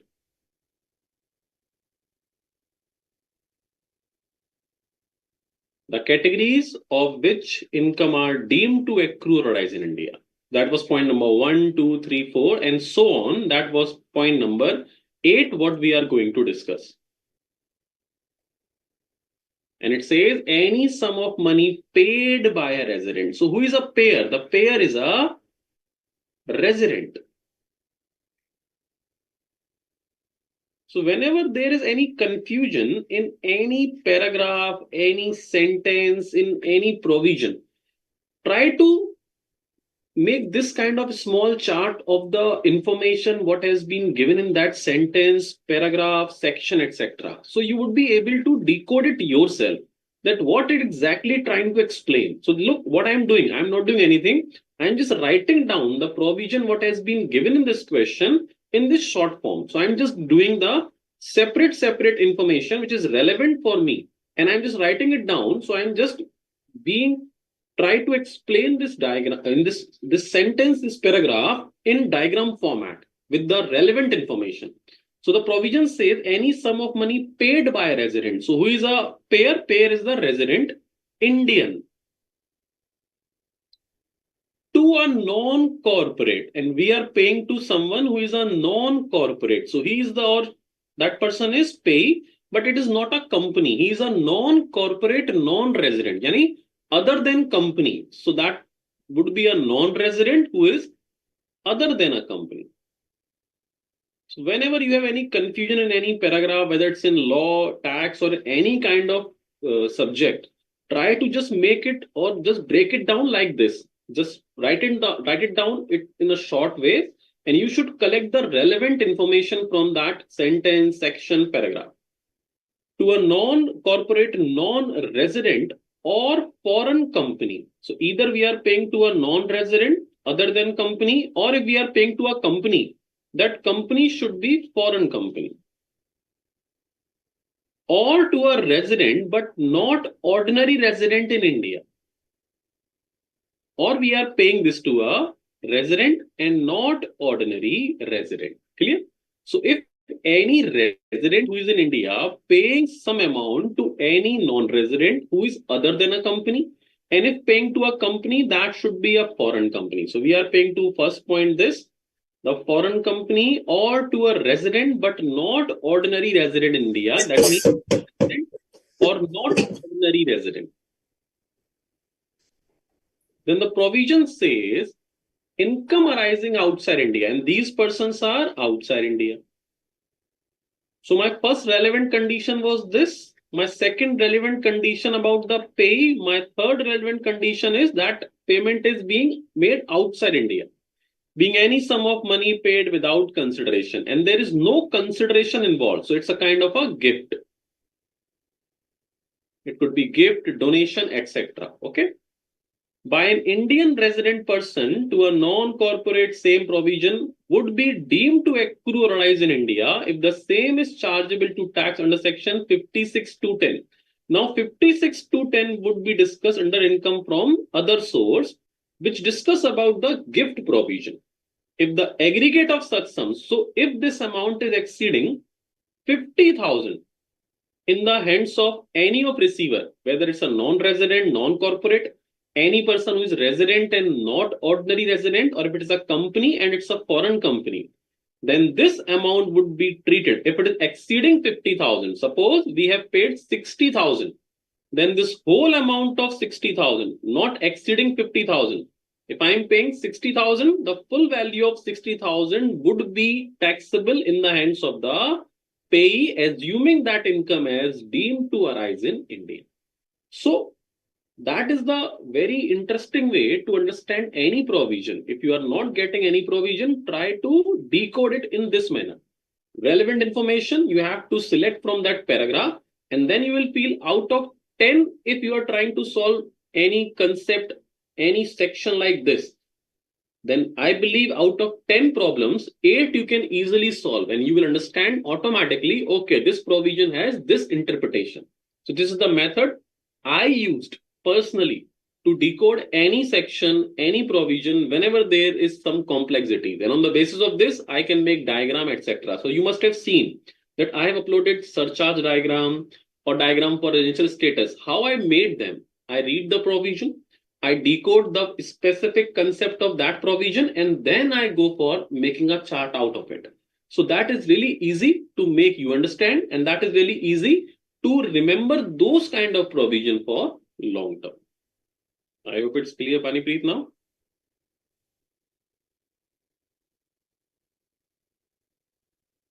Astha is saying, sir, section 9(1) के जितने explanation हैं वो ROR and NOR पर कैसे apply होंगे?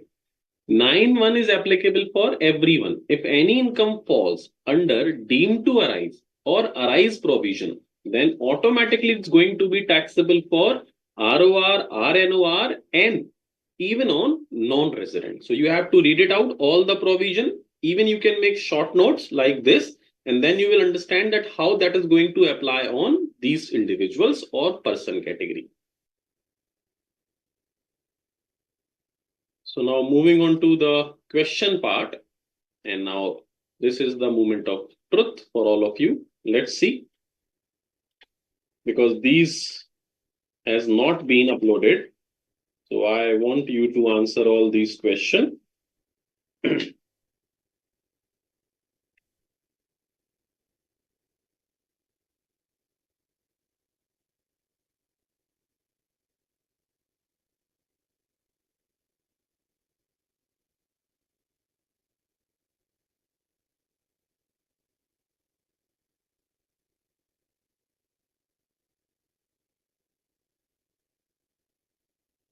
Just give me a minute, students.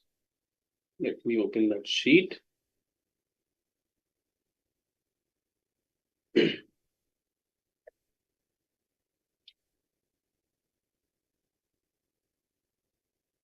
Illustration we have to do.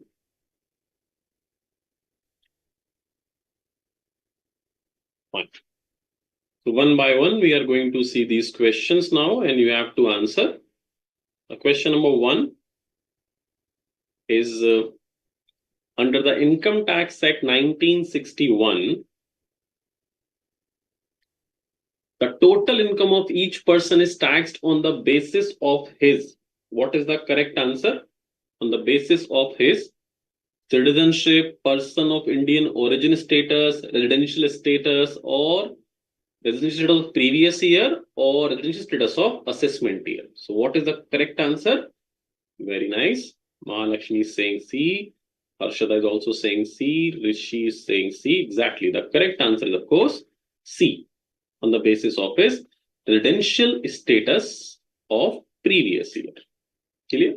Taxability in assessment year, but the status should have been checked for previous year.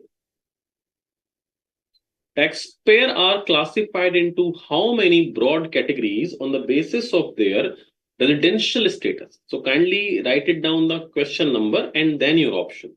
Otherwise, I would be confused that what answer you are giving to me for which question.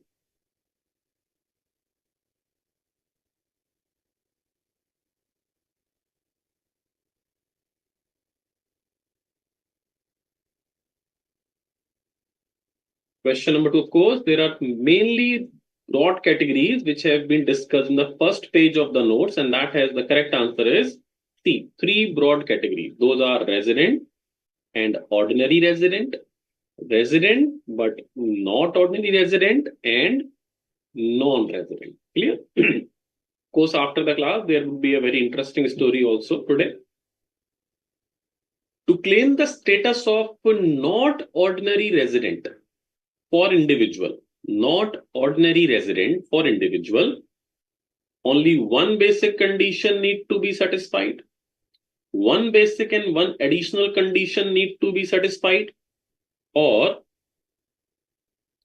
need not satisfy any of the condition, or only additional condition need to be satisfied. Janvi is saying B, Mahalakshmi is saying A, Yash is saying B, Anup Kumar is saying C, Elia is saying B, Rihana is saying B, Shankar Kumar is saying B, Kiran Mishra is saying B. So if any of you is giving the wrong answer, I think you are not understand the question, because this is so simple question that any one of you will give the correct answer anyhow, because that is exactly the simplest question I'm asking to you initially.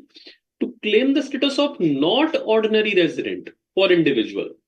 So if you want to be a resident and not ordinary resident, then which situation or which condition we need to follow? We need to fulfill B. You have to fulfill one basic condition and one additional condition. Basic conditions are that general and special. So first of all, you need to become the resident. And then additional condition was less than 730 days, then 10 out of 9 year non-resident, etc. So you have to fulfill point number B. Clear? Amongst the following, which is the basic condition to identify the residential status of the individual? So now I am asking about the basic condition to identify the residential status of an individual.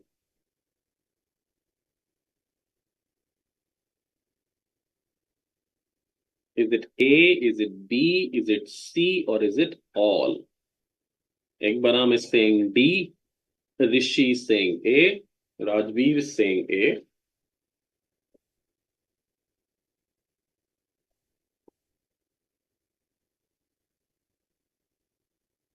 Harsha is saying A. Somebody is saying, nobody is saying B. Either it's A or it's D. Of course, the correct answer is A. The basic condition is for more than 182 days, because this is, I have changed. I have written over there less than. So there, if there is more than 60 days, then you might get confused, but this is less than. So this is not a condition. 9 out of 10 is additional condition, all not possible. So of course, automatically the correct answer is A. Sudeep is a foreign citizen. His father was born in Agra in 1961 and mother was born in USA in 1960. His grandfather was born in Kanpur in 1929. Sudeep visited India to see Taj Mahal. He came to India on 10th December 2024 for 200 days. He has never come to India before, never came to India before, his status for assessment year 25-26 will be. What will be the status of Mr. Sudeep? Vishal is saying A, Rajveer is saying R, NOR. This kind of question we have solved in our residential status question. Almost the same question was there. He is person of Indian origin. Clear? And if person of Indian origin comes to India, then there are two conditions or only one need to be fulfilled. Only first condition, more than or equal to 182 days in India. And he was in India for 200 days. But again, the problem, he came to India on 10th of December. So from 10th of December till 31st of March 2025, we need to find out how many days he was in India out of 200 days. So for December, he must be in India from 10th of December till 31st of December. That means 10, 21, 22 days of December he was in India.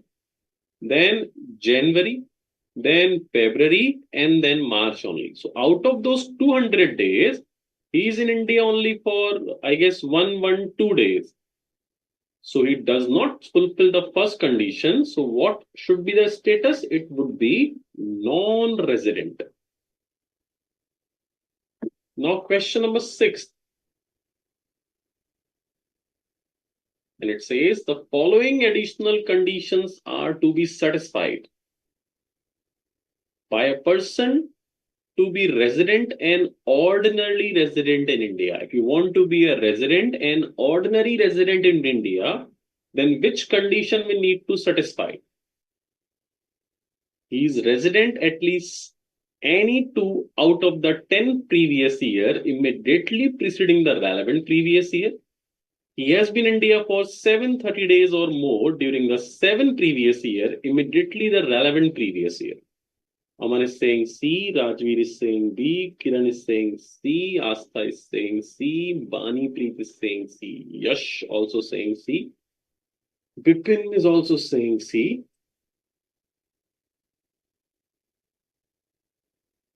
The correct answer is, of course, C. Because to become a resident and ordinary resident, I have explained you this from the point of view of ROR concept. From RNOR concept, if you want to be a RNOR, then you have to fulfill any of this condition, less than 730 days or 9 out of 10 preceding previous year, non-resident. But if you do not satisfy these two conditions, that means you are satisfying these two conditions. You are in India for 730 or more days, and you are in India at least 2 years resident out of 10 years.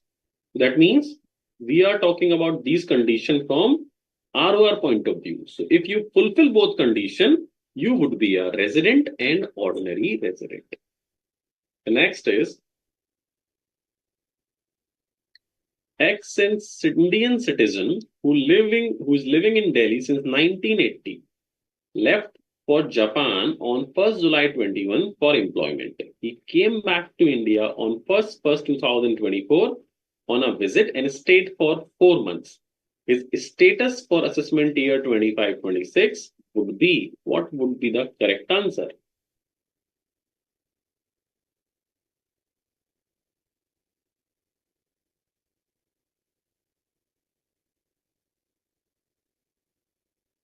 Pawan is saying C, Astha is saying C, Ekbaram is saying C. So how many days he is in India in this question? If I want to know how many days he is in India in this question in previous year 24-25. How many days, students?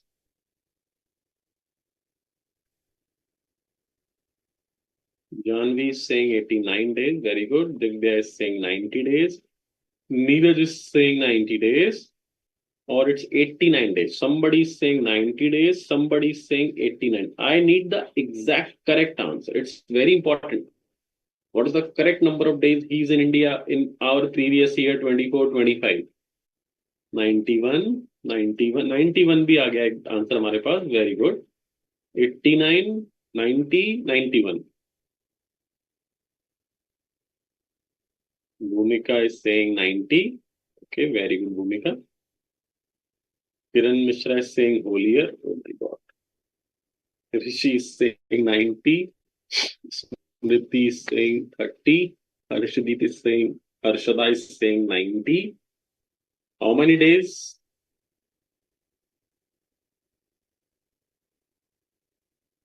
The correct answer. Stop it, students. This is wrong. This is wrong. This is also wrong. It's only 30 days. I guess only one student was telling the correct answer. That is Smriti, I guess. You did not reading the provision correctly. You are not putting the he came back on 1st January 2024, and your previous year will start from 1st April 2024. So why you are including the days of this January and February and March? That is not my previous year. My previous year is from April. So if he came from 1st January for 4 months, so technically he was in April. January, February, March is outside my previous year. In my previous year, he was only in the month of April in India, and that was 30 days. So why you are giving answers of 90, 89, 91? What are you doing, students? Somebody was saying full year. Why? So please read the question properly. Do not do these kind of mistake in examination. That will really going to spoil your paper. And you will be really depressed when you will come to know that what kind of silly mistake you have done. Please read the question properly, first of all. Like I can tell you, almost I have received 40 to 50 answers, in which I guess almost 99% answers are 89, 91, or 90 days. Only one or two students just wrote the correct answer like 30 days or April only, sir. So out of this number of wrong answer for this kind of question, I'm really surprised. Please read the question first. Okay. Paresh, a software engineer at ABC Limited, left India first time on 10th August 2024 for the treatment of his wife. For income tax purpose, you have to find out his residential status for assessment year 25-26 would be. So what would be the residential status for assessment year 25-26? Read it carefully. Take your time, read the question, and then process with the provision. Then only answer it.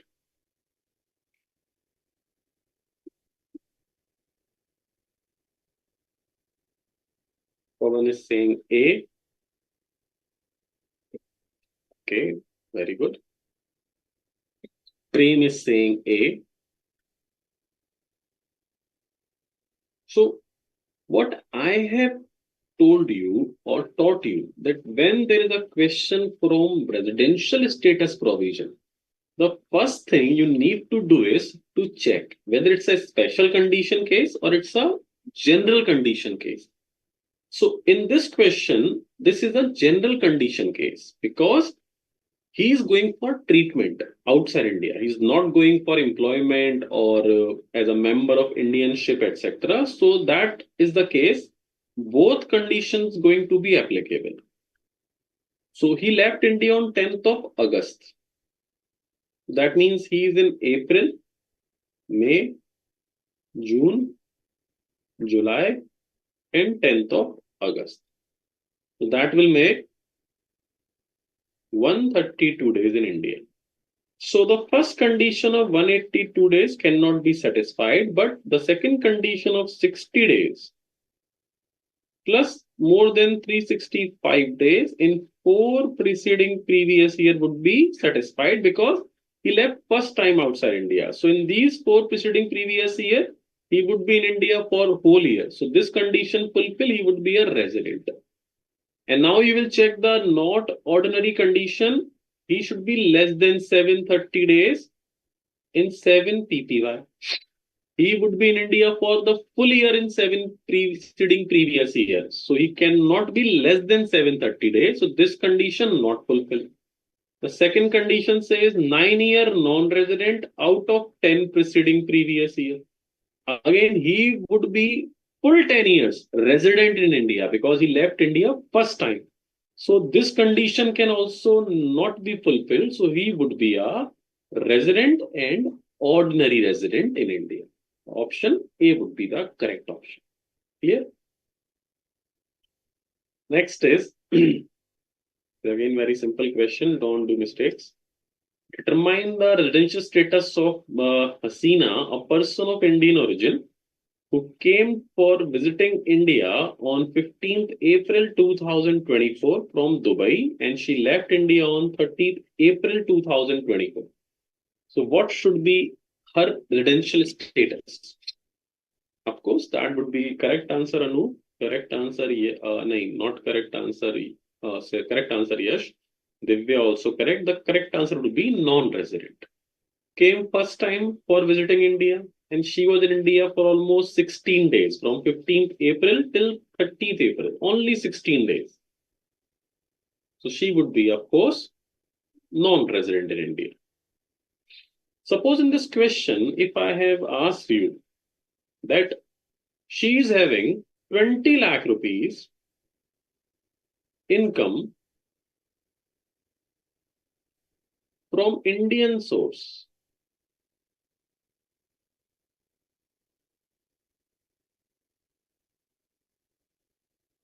on which tax paid outside India. So whether she would be a resident, non-resident, or any other in this, if I have changed this question to this. Now, this is the question of point number B,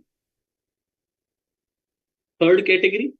So, is she satisfying any condition of special conditions B point third category, which would be more than equal to 182 days? Or more than equal to 120 days plus more than equal to 365 days? No. So she will still be a non-resident. Now let me ask you that suppose if I'll change this question, she is having 20 lakh rupees income from Indian sources on which tax not paid outside India. If I will write it down, tax not paid outside India.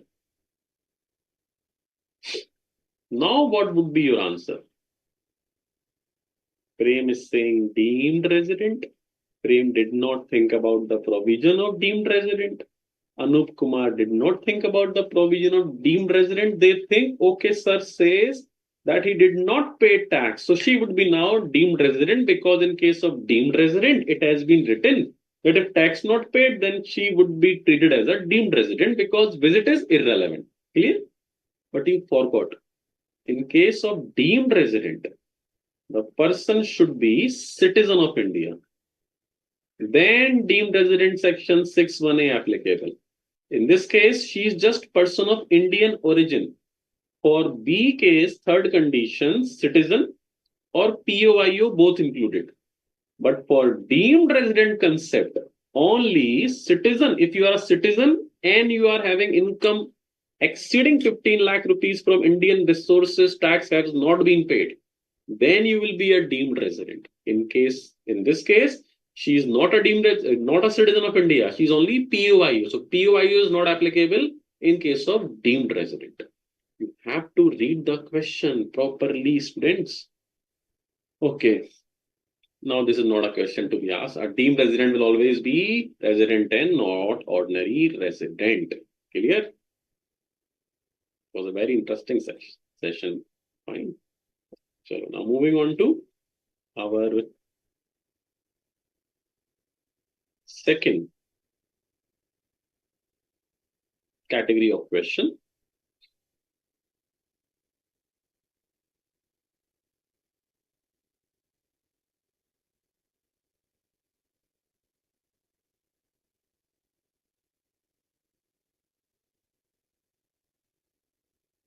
So some more interesting question from residential status I am going to ask from you, and with the help of these questions, a lot of confusions, a lot of queries would be automatically solved.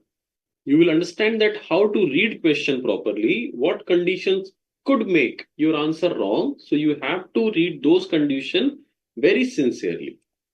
Question number 1 in front of you. An Indian citizen POIO came to visit India. After this class, I will upload these PDF of MCQs also with answer. Do not worry. To fulfill following condition to be a resident if total income is less than 15 lakh from Indian resources.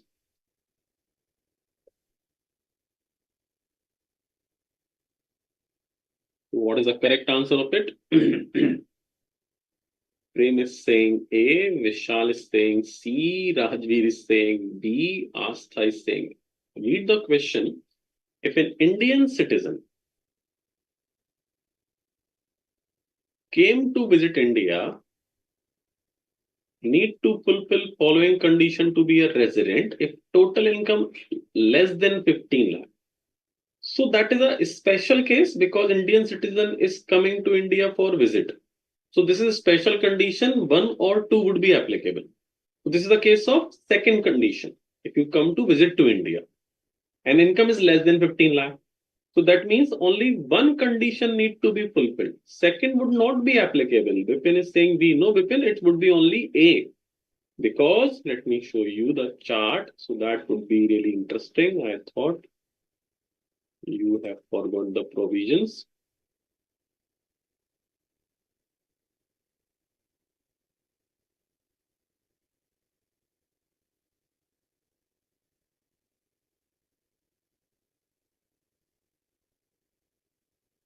You can see this is this case. The second case, individual citizen POIO comes to India for visit, then he or she would be resident if he or she would be more than 182 days in India. So that's why in this case, the correct answer would be option number A only. Clear?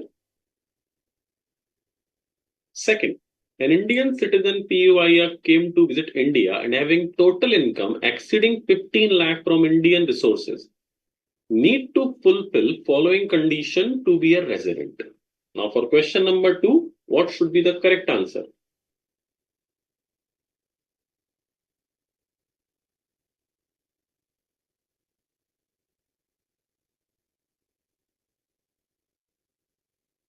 Kiran is saying C, Vishal is saying B, Yash is saying again B, Shailaj is saying C, Theonomoji is saying C, Prem Kumar is saying D, Rajveer is saying 2, Bani Preet is saying C, Rajveer is saying B, Shankar Kumar is saying B, Arshada is saying C, Neeraj is saying C, Divya Ramesh is saying D, Pawan is saying B, Smriti is saying D, Ek Baram C, Anandhaturi, Anand Dhruti, okay, C, Astha is saying D, Soumya is saying D, Aman Patel is saying D, oh my god, इतने सारे गलत answer एक साथ.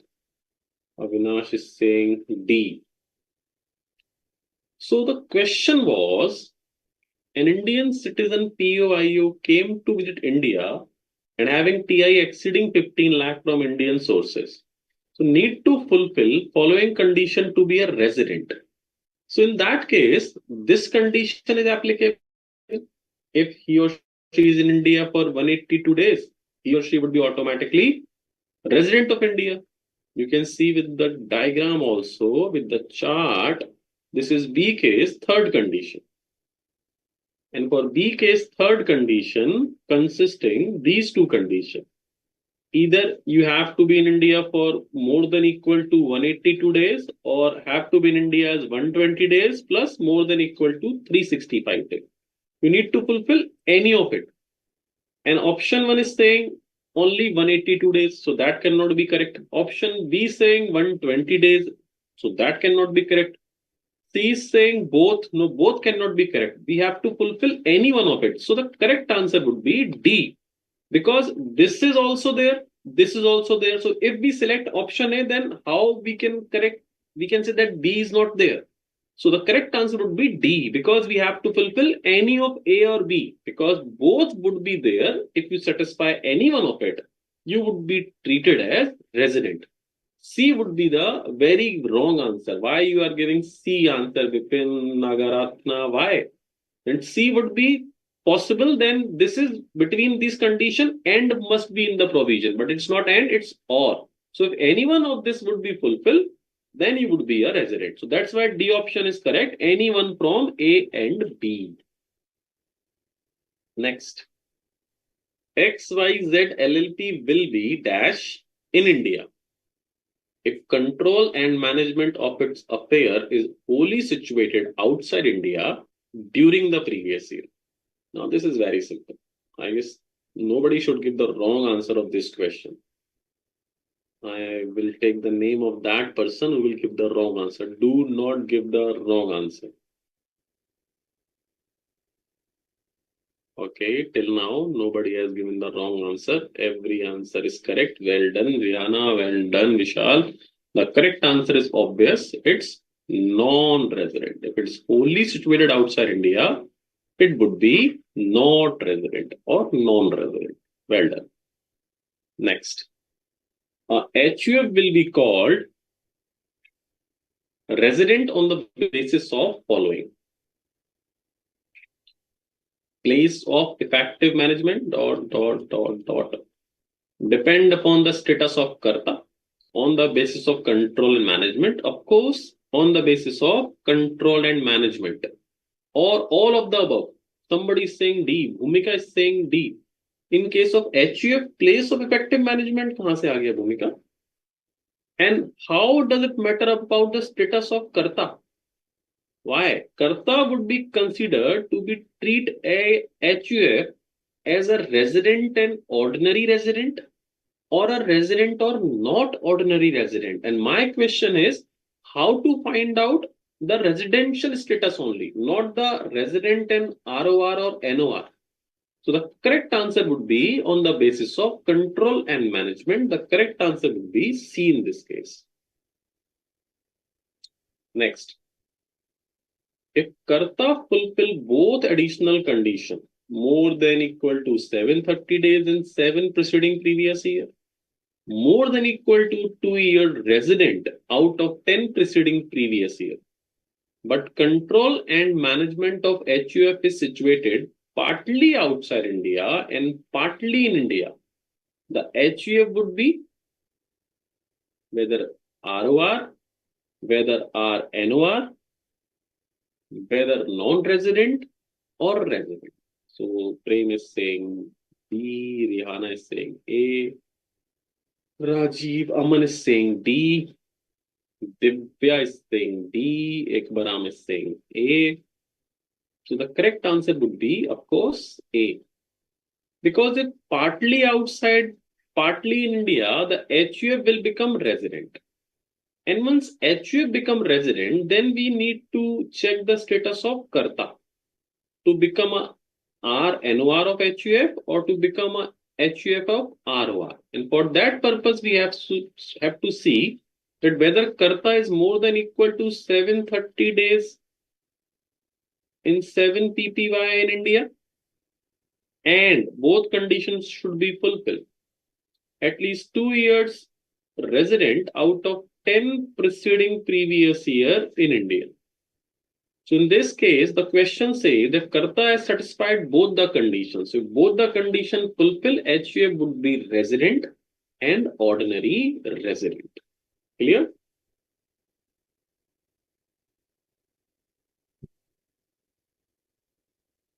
Question number 5, correct answer is A. Avinasha is saying correct. Nikita Sharma is saying B, wrong.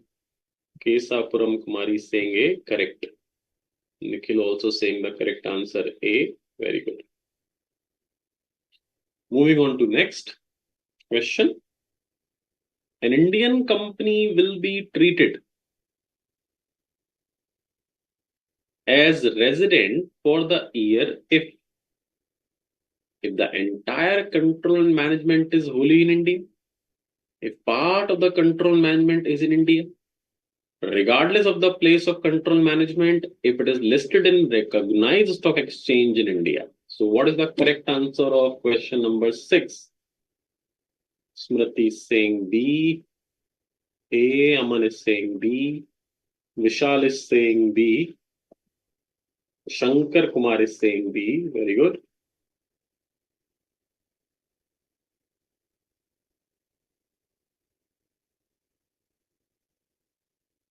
Soumya is saying C. Pavan is saying B. Anup Kumar is saying B. Anand Dhruti is saying B. In case of Indian company, what provision I have taught you, students? You are not revising properly, I believe. In case of Indian company, the provisions are here. What was the provision? Indian company always resident. Where I said to you that it is depending upon place of effective management or control and management. Indian company, I have taught you that it is always resident. You need not to check anything about this Indian company question. That's the simplest provision or simplest question I can ask. And still there is a lot of wrong answer because of lack of revision, I believe. Or maybe you are not reading the question properly, or you are just reading it and giving your answer. You are not processing that answer with the provision, regardless of the place of control and management. Okay, next. Now the questions are based on the calculation part, that is incidence of tax. Following are the particulars of income of Mr. Kishore. Income from agricultural in Indonesia being invested there only. Okay. Income from business in Bangladesh controlled from India. If Kishore is resident and not ordinary resident, what is his total income? So suppose he is a resident and not ordinary resident. So for the purpose of resident and not ordinary resident, there are three kinds of income what we can tax. If that is arise, earn, or deemed to arise, earn in India. If that is received or deemed to receive in India, or if it is arise or received outside India, but business is controlled from India. So even if your income falls any of this category, that is going to be taxed for the purpose of that person who is a resident and not ordinary resident in India. So now we will see that is this income fall in this category, income from agricultural in Indonesia being invested there. So that means income has been earned in Indonesia and invested there. And if the question is silent about the control regarding a foreign country income, always treated it as controlled outside India. Divya is saying exempted. Why, Divya? Why it is exempted? It's not agricultural income in India. In Indian, agricultural income is exempted only. This is going to be taxable, but because your status is resident and not ordinary resident, so this income is not arise in India, not received in India, and cannot control from India. So that is not going to be taxable for you. It is not exempted. Exempted would be only those income, those are taxable, but due to exemption, that is not going to be taxable. But these are not applicable case. Now, income from business in Bangladesh controlled from India. Now, this is going to be taxable due to this third point, that is 10150. So, the correct answer would be option number B. Clear? Next. Ram earns the following income during the previous year. So, if this kind of question is there, you have to first analyze what kind of income is going to be taxed for that person which has been given in question. So interest on USA bonds, 50% remitted into India, 4 lakh rupees. This remittance I have told you is no use. So remittance amount is irrelevant. Clear? What is the status? Resident and not ordinary resident. So technically, for resident and not ordinary resident, we will only tax received, arise, or control from India. First point, not received, not arise in India, irrelevant. Profit on sale of share of an Indian company, amount received in USA. So if profit or dividend or interest from shares or security of Indian company, that would be treated as deemed to arise from India. So this 3 lakh is going to be taxed in the hands of Mr. Ram. 40,000 is past untaxed income. So again, this is irrelevant. So my total income in this scenario would be 3 lakh. D is the correct answer. Suppose if Mr. Ram in this question, is a resident and ordinary resident, or suppose non-resident, then what income needs to be included in the hands of, if he is a resident and ordinary resident and he is a non-resident? Okay, I will solve non-resident for you. In case of non-resident, because this shares income is assumed as deemed to arise in India, the answer would be 3 lakh. Same. What should be the taxable income? If in this question, Mr. Ram is a resident and ordinary resident, you have to tell me the, even as per the option, or you can tell me the amount. Prem Kumar is saying 7 lakh. Rihanna is saying again 3 lakh. 3 lakh is not the correct answer. If this question belongs to resident and ordinary resident, then 3 lakh is going to be taxed. This is so normal. But this 4 lakh is also going to be taxed. I am not considering the remitted work. But this income must have been arise or earn in USA. This income of 50% remitted is irrelevant. No use of this remitted word. But interest on USA bond, 4 lakh rupees only. But even if interest on USA bond in USA or outside India, if it is an income of previous year, that is going to be taxed for always for resident and ordinary resident. So in case of resident, it would taxable 7 lakh rupees. Clear? So I am not considering remittance. I have just removed it for the purpose of ROR, RNOR or NR. I did not consider this 4 lakh rupees for ROR, RNOR or NR. Why? Because we assume that these income are on USA bond, arise outside India, received outside India. So I did not consider this 4 lakh for RNOR and NR. But for the purpose of ROR, everything is going to be taxed in India except this untaxed income. This would not be the part of for anyone, but I removed the remitted word. Still, it must have received in USA, it must have earned in USA or anywhere else, does not matter. If that is an income of current year, need to be taxed for resident and ordinary resident. Clear? Question number 9. Rihanna is saying, if there is any other type of income, then what to do with remitted? If there is any kind of income, it does not matter whether interest income on bond, etc. That is need to be taxed for at least ROR. ROR will not include only one income, which is earlier year or past untaxed income. Any income other than that is going to be included for the purpose of ROR always. Which is not deemed to arise in India. Interest paid by government of India outside India. Interest paid by resident of India but loan used in India. Payment by non-resident outside India used in India.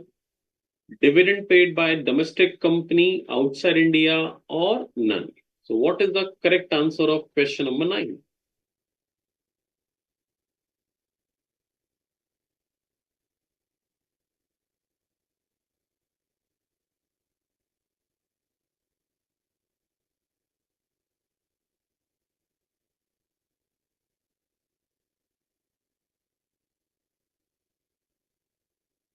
So the correct answer is option E. Because interest paid by government of India is need to be treated as deemed to arise in India always. interest paid by resident, but if used in India, again deemed to arise. Even if by non-resident, deemed to arise. We have discussed these provision, and dividend by a domestic company, still it's going to be treated as deemed to arise. So all these four would be treated as deemed to arise. So the correct answer would be E. That is, none of the above would not be deemed to arise in India. Correct, Keshapuram Kumari. Correct. The correct answer is E. Well done.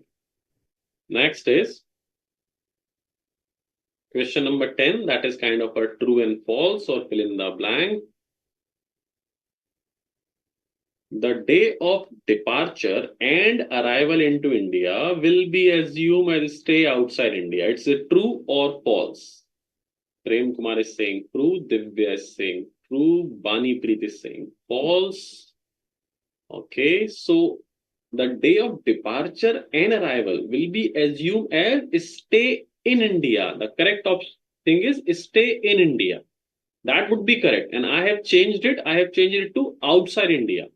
That is for the crew member of Indian ship, in which we generally the day of signing off and the day of boarded would be assumed outside India. But that's a normal case. In normal case, these days would be considered as in India. So this is false. This is not true. This is false. Clear? Salary payable for the leave period, which is both dash and dash services in India. So that is section 9 when we were discussing about the salary income, which is to be treated as deemed to be rise in India. This is difficult one. And the correct answer would be preceded and succeeded. The salary for the leave period, which is both preceded and succeeded by service in India, is deemed to be a rise in India. Shailaja Rajput, absolutely correct. Well done. Income remitted into India is taxable for ORR. Correct or incorrect? True or false? Smriti is saying true.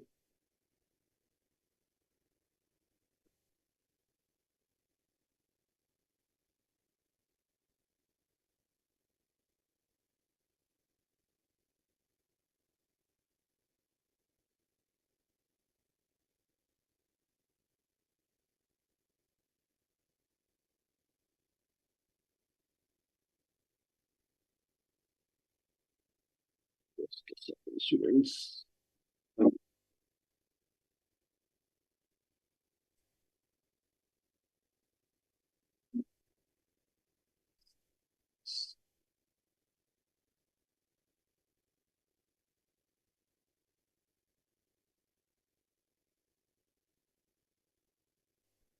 So the correct answer of this is false, because income is not going to be taxed on the basis of remission.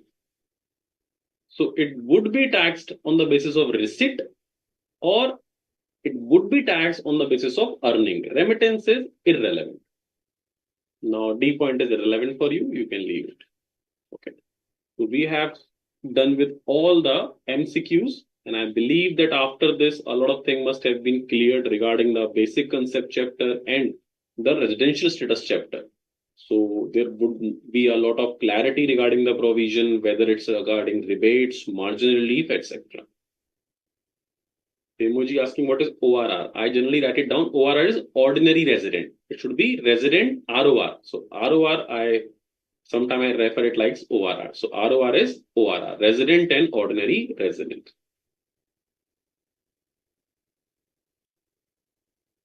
Okay.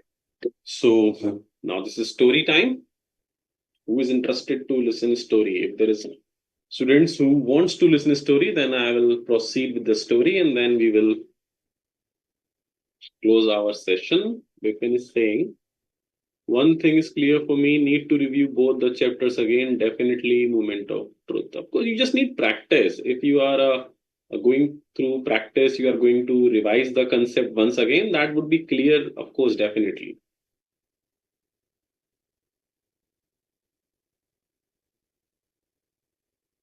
Or Mr. Yash want to listen story? Anyone else who wants to listen story. Smriti wants to listen story. Bani Preet wants to. Okay, so everybody is there. So story would be in Hindi, and it's a very interesting story. तो एक छोटा सा गांव था, एक देश था. It's not about our country, it can be about any country. So एक देश था, एक बहुत छोटा सा गांव था, और उस गांव में एक छोटे से घर में एक बच्ची रहती थी. एंड उसको पढ़ने का बहुत शौक था, लेकिन घर में बहुत काम होता था. उसके छोटे भाई बहन भी थे बहुत सारे. तो उसके पेरेंट्स बोलते थे मत पढ़ो. Why sir, it's always in Hindi, because Hindi में मुझे फील आती है समझाने के लिए, और वो ज़्यादा इजी होता है मेरे लिए. तो study part is for English, but Hindi is like मुझे बहुत इजी होता है समझाने में. तो वो उस घर में अपने बहुत सारे जो उसके सिबलिंग्स थे उनको भी संभालती थी, घर का भी काफी काम करती थी. जो स्कूल था वो उसके घर से काफी दूर था. एक ही छोटा सा स्कूल था उसके गांव में. तो वो अपना घर घर से सारा काम करके उसे रोज भागकर उस स्कूल जाना पड़ता था, बिकॉज वो लेट हो जाती थी. और फिर वापस भी घर जल्दी आना होता था, तो वो दौड़ कर वापस आती थी. तो धीरे धीरे धीरे उसकी जो रनिंग स्पीड थी वो काफी इंक्रीज हो गई. फिर वो एक दूसरे स्कूल में गई जो दूसरे गांव में था. Again the same story runs कि उसको हमेशा देर हो जाती थी. वो जितना दौड़ सकती थी उतना तेज दौड़ कर जाती थी. And again she use to come back like this. So what happened, धीरे धीरे उसकी जो स्पीड ऑफ रनिंग थी वो काफी इंक्रीज हो गई. तो स्कूल के जो उसके स्पोर्ट्स टीचर थे उन्होंने उसे बहुत एनकरेज करा. You are faster than the boys of our school, and this is because that routine what she follows. And उन्होंने उसे encourage करा कि you should go on state level. Then she went for state level running competition, she won. Then for district level, then for national level she won. And then ये बहुत पुरानी बात है, तब जो रनिंग चैंपियनशिप्स होती थी, इंटरनेशनल रेसेस होती थी, उसके लिए उसको उसकी कंट्री को रिप्रेजेंट करना था. She was the first one जो उस वर्ल्ड चैंपियनशिप रेस चैंपियनशिप में she was participating. She was the first one from her country. So she was very nervous and she was actually participated for that. And उस time में जो races होती थी उनका एक बड़ा डिफरेंट सा पिक्चर्स था. स्टेडियम से सब लोगों को रनिंग के लिए जाना पड़ता था, and that was a 10 kilometre running race, 10 kilometre. So stadium में सब लोग एक साथ बाहर निकलते थे स्टेडियम से, but after stadium their track was different. So जो जितने भी 10 पार्टिसिपेंट थे उन सबके ट्रैक अलग अलग चले जाते थे. They can not see each other. The length is same 10 kilometre, but उनके सबके ट्रैक सेपरेट होते थे. एंड देन जब रेस कंप्लीट होती थी तो when they entered stadium then only they can see each other कि फाइन कौन कहां से रन कर रहा है. But during that race of 10 kilometre they are not able to see each other. So what happened, जब वो रेस स्टार्ट हुई she was very very nervous. Race start हुई, they came out of the stadium, and what happened, stadium के बाहर जाने के बाद वो सारे जो भी पार्टिसिपेंट थे डिफरेंट डिफरेंट कंट्रीज के, वो अलग अलग अपने ट्रैक पे जाते हैं. And she use to run very fast. She was just giving her best. And when जब वो रेस कंप्लीट करके स्टेडियम वाले रोड पे वापस आते हैं जहां से they can see each other, तो शी नोटिस्ड कि उसको ना तो अपने पीछे कोई दिख रहा था ना अपने आगे कोई दिखा. सो उसका दो ही मीनिंग हो सकते हैं. ईदर तो शी इज लीडिंग बिकॉज वो सबसे आगे है तो उसको पीछे से कोई नहीं दिख रहा, और maybe the reason is this कि वो सबसे पीछे है, शी इज द लास्ट, तो उसको अपने आगे कोई नहीं दिख रहा, सब लोग स्टेडियम में एंटर कर चुके हैं. So when she was running she used to hear the sound from the stadium. Stadium में जो जो पार्टिसिपेंट एंटर होता था उसकी कंट्री का नाम बोला जाता था. तो उसको नाम सुनाई दे रहा था, कभी किसी कंट्री का नाम आया फिर किसी और कंट्री का. तो उसकी कंट्री का नाम नहीं था, बाकी सारी कंट्री के नाम अनाउंस हुए. So she was sure that I am the last one. And at that point of time ये बहुत ही डिप्रेसिंग था उसके लिए. शी वॉज नॉट अंडरस्टैंडिंग कि मैं इतना पीछे कैसे रह गई, एंड मैं अपनी कंट्री को रिप्रेजेंट कर रही हूँ. What I will say to those people जिन्होंने मुझे यहाँ भेजा है. तो she was feeling very depressed. She was about to cry. She thought I should stop running because it's gone. I lost the race and I am the last one because सारी countries के नाम announce हो गए. But she decided to run continuously. She decided, no, I will complete my race with my best effort. What happened? She entered into the stadium and she saw कि वहां पर ceremony भी start हो गई है. Winning medals वगैरह मिलना distribute होना शुरू हो गया. उसे काफी दूर से देखा कि जो podium है जहां पर ये ceremony होती है वहां पर सब medals मिलना शुरू हो गए. And she about to crack that time, but still she decided that I will finish this race. And she finished that race. And what happened when she finished that race? जितना भी audience थे, they start clapping. And उसको समझ नहीं आ रहा था कि ये मेरे लिए क्लैप क्यों कर रहा है. I am the last one. And then उसका नाम अनाउंस हुआ, उसकी कंट्री का नाम अनाउंस हुआ, because technically she was the first one who entered into that stadium. जो पहले नाम सुनाई दे रहे थे, वो उससे पहले एक रेस हुई थी, उसके पार्टिसिपेंट पहुंचे थे, उनके नाम थे. जो सेरेमनी हो रही थी वो किसी और रेस की थी जो उससे पहले कंप्लीट हो गई थी, उनके सेरेमनी चल रही थी. एंड शी थॉट कि वो उसके लिए सेरेमनी है, उनकी रेस की जिसमें वो लास्ट है. So she was the first one and she won the gold medal. She was the champion of that race. So do you know who's the name of that girl? Do you have any idea which story is this? This is the real story. So can you guess who was she? Do you have any idea who is she?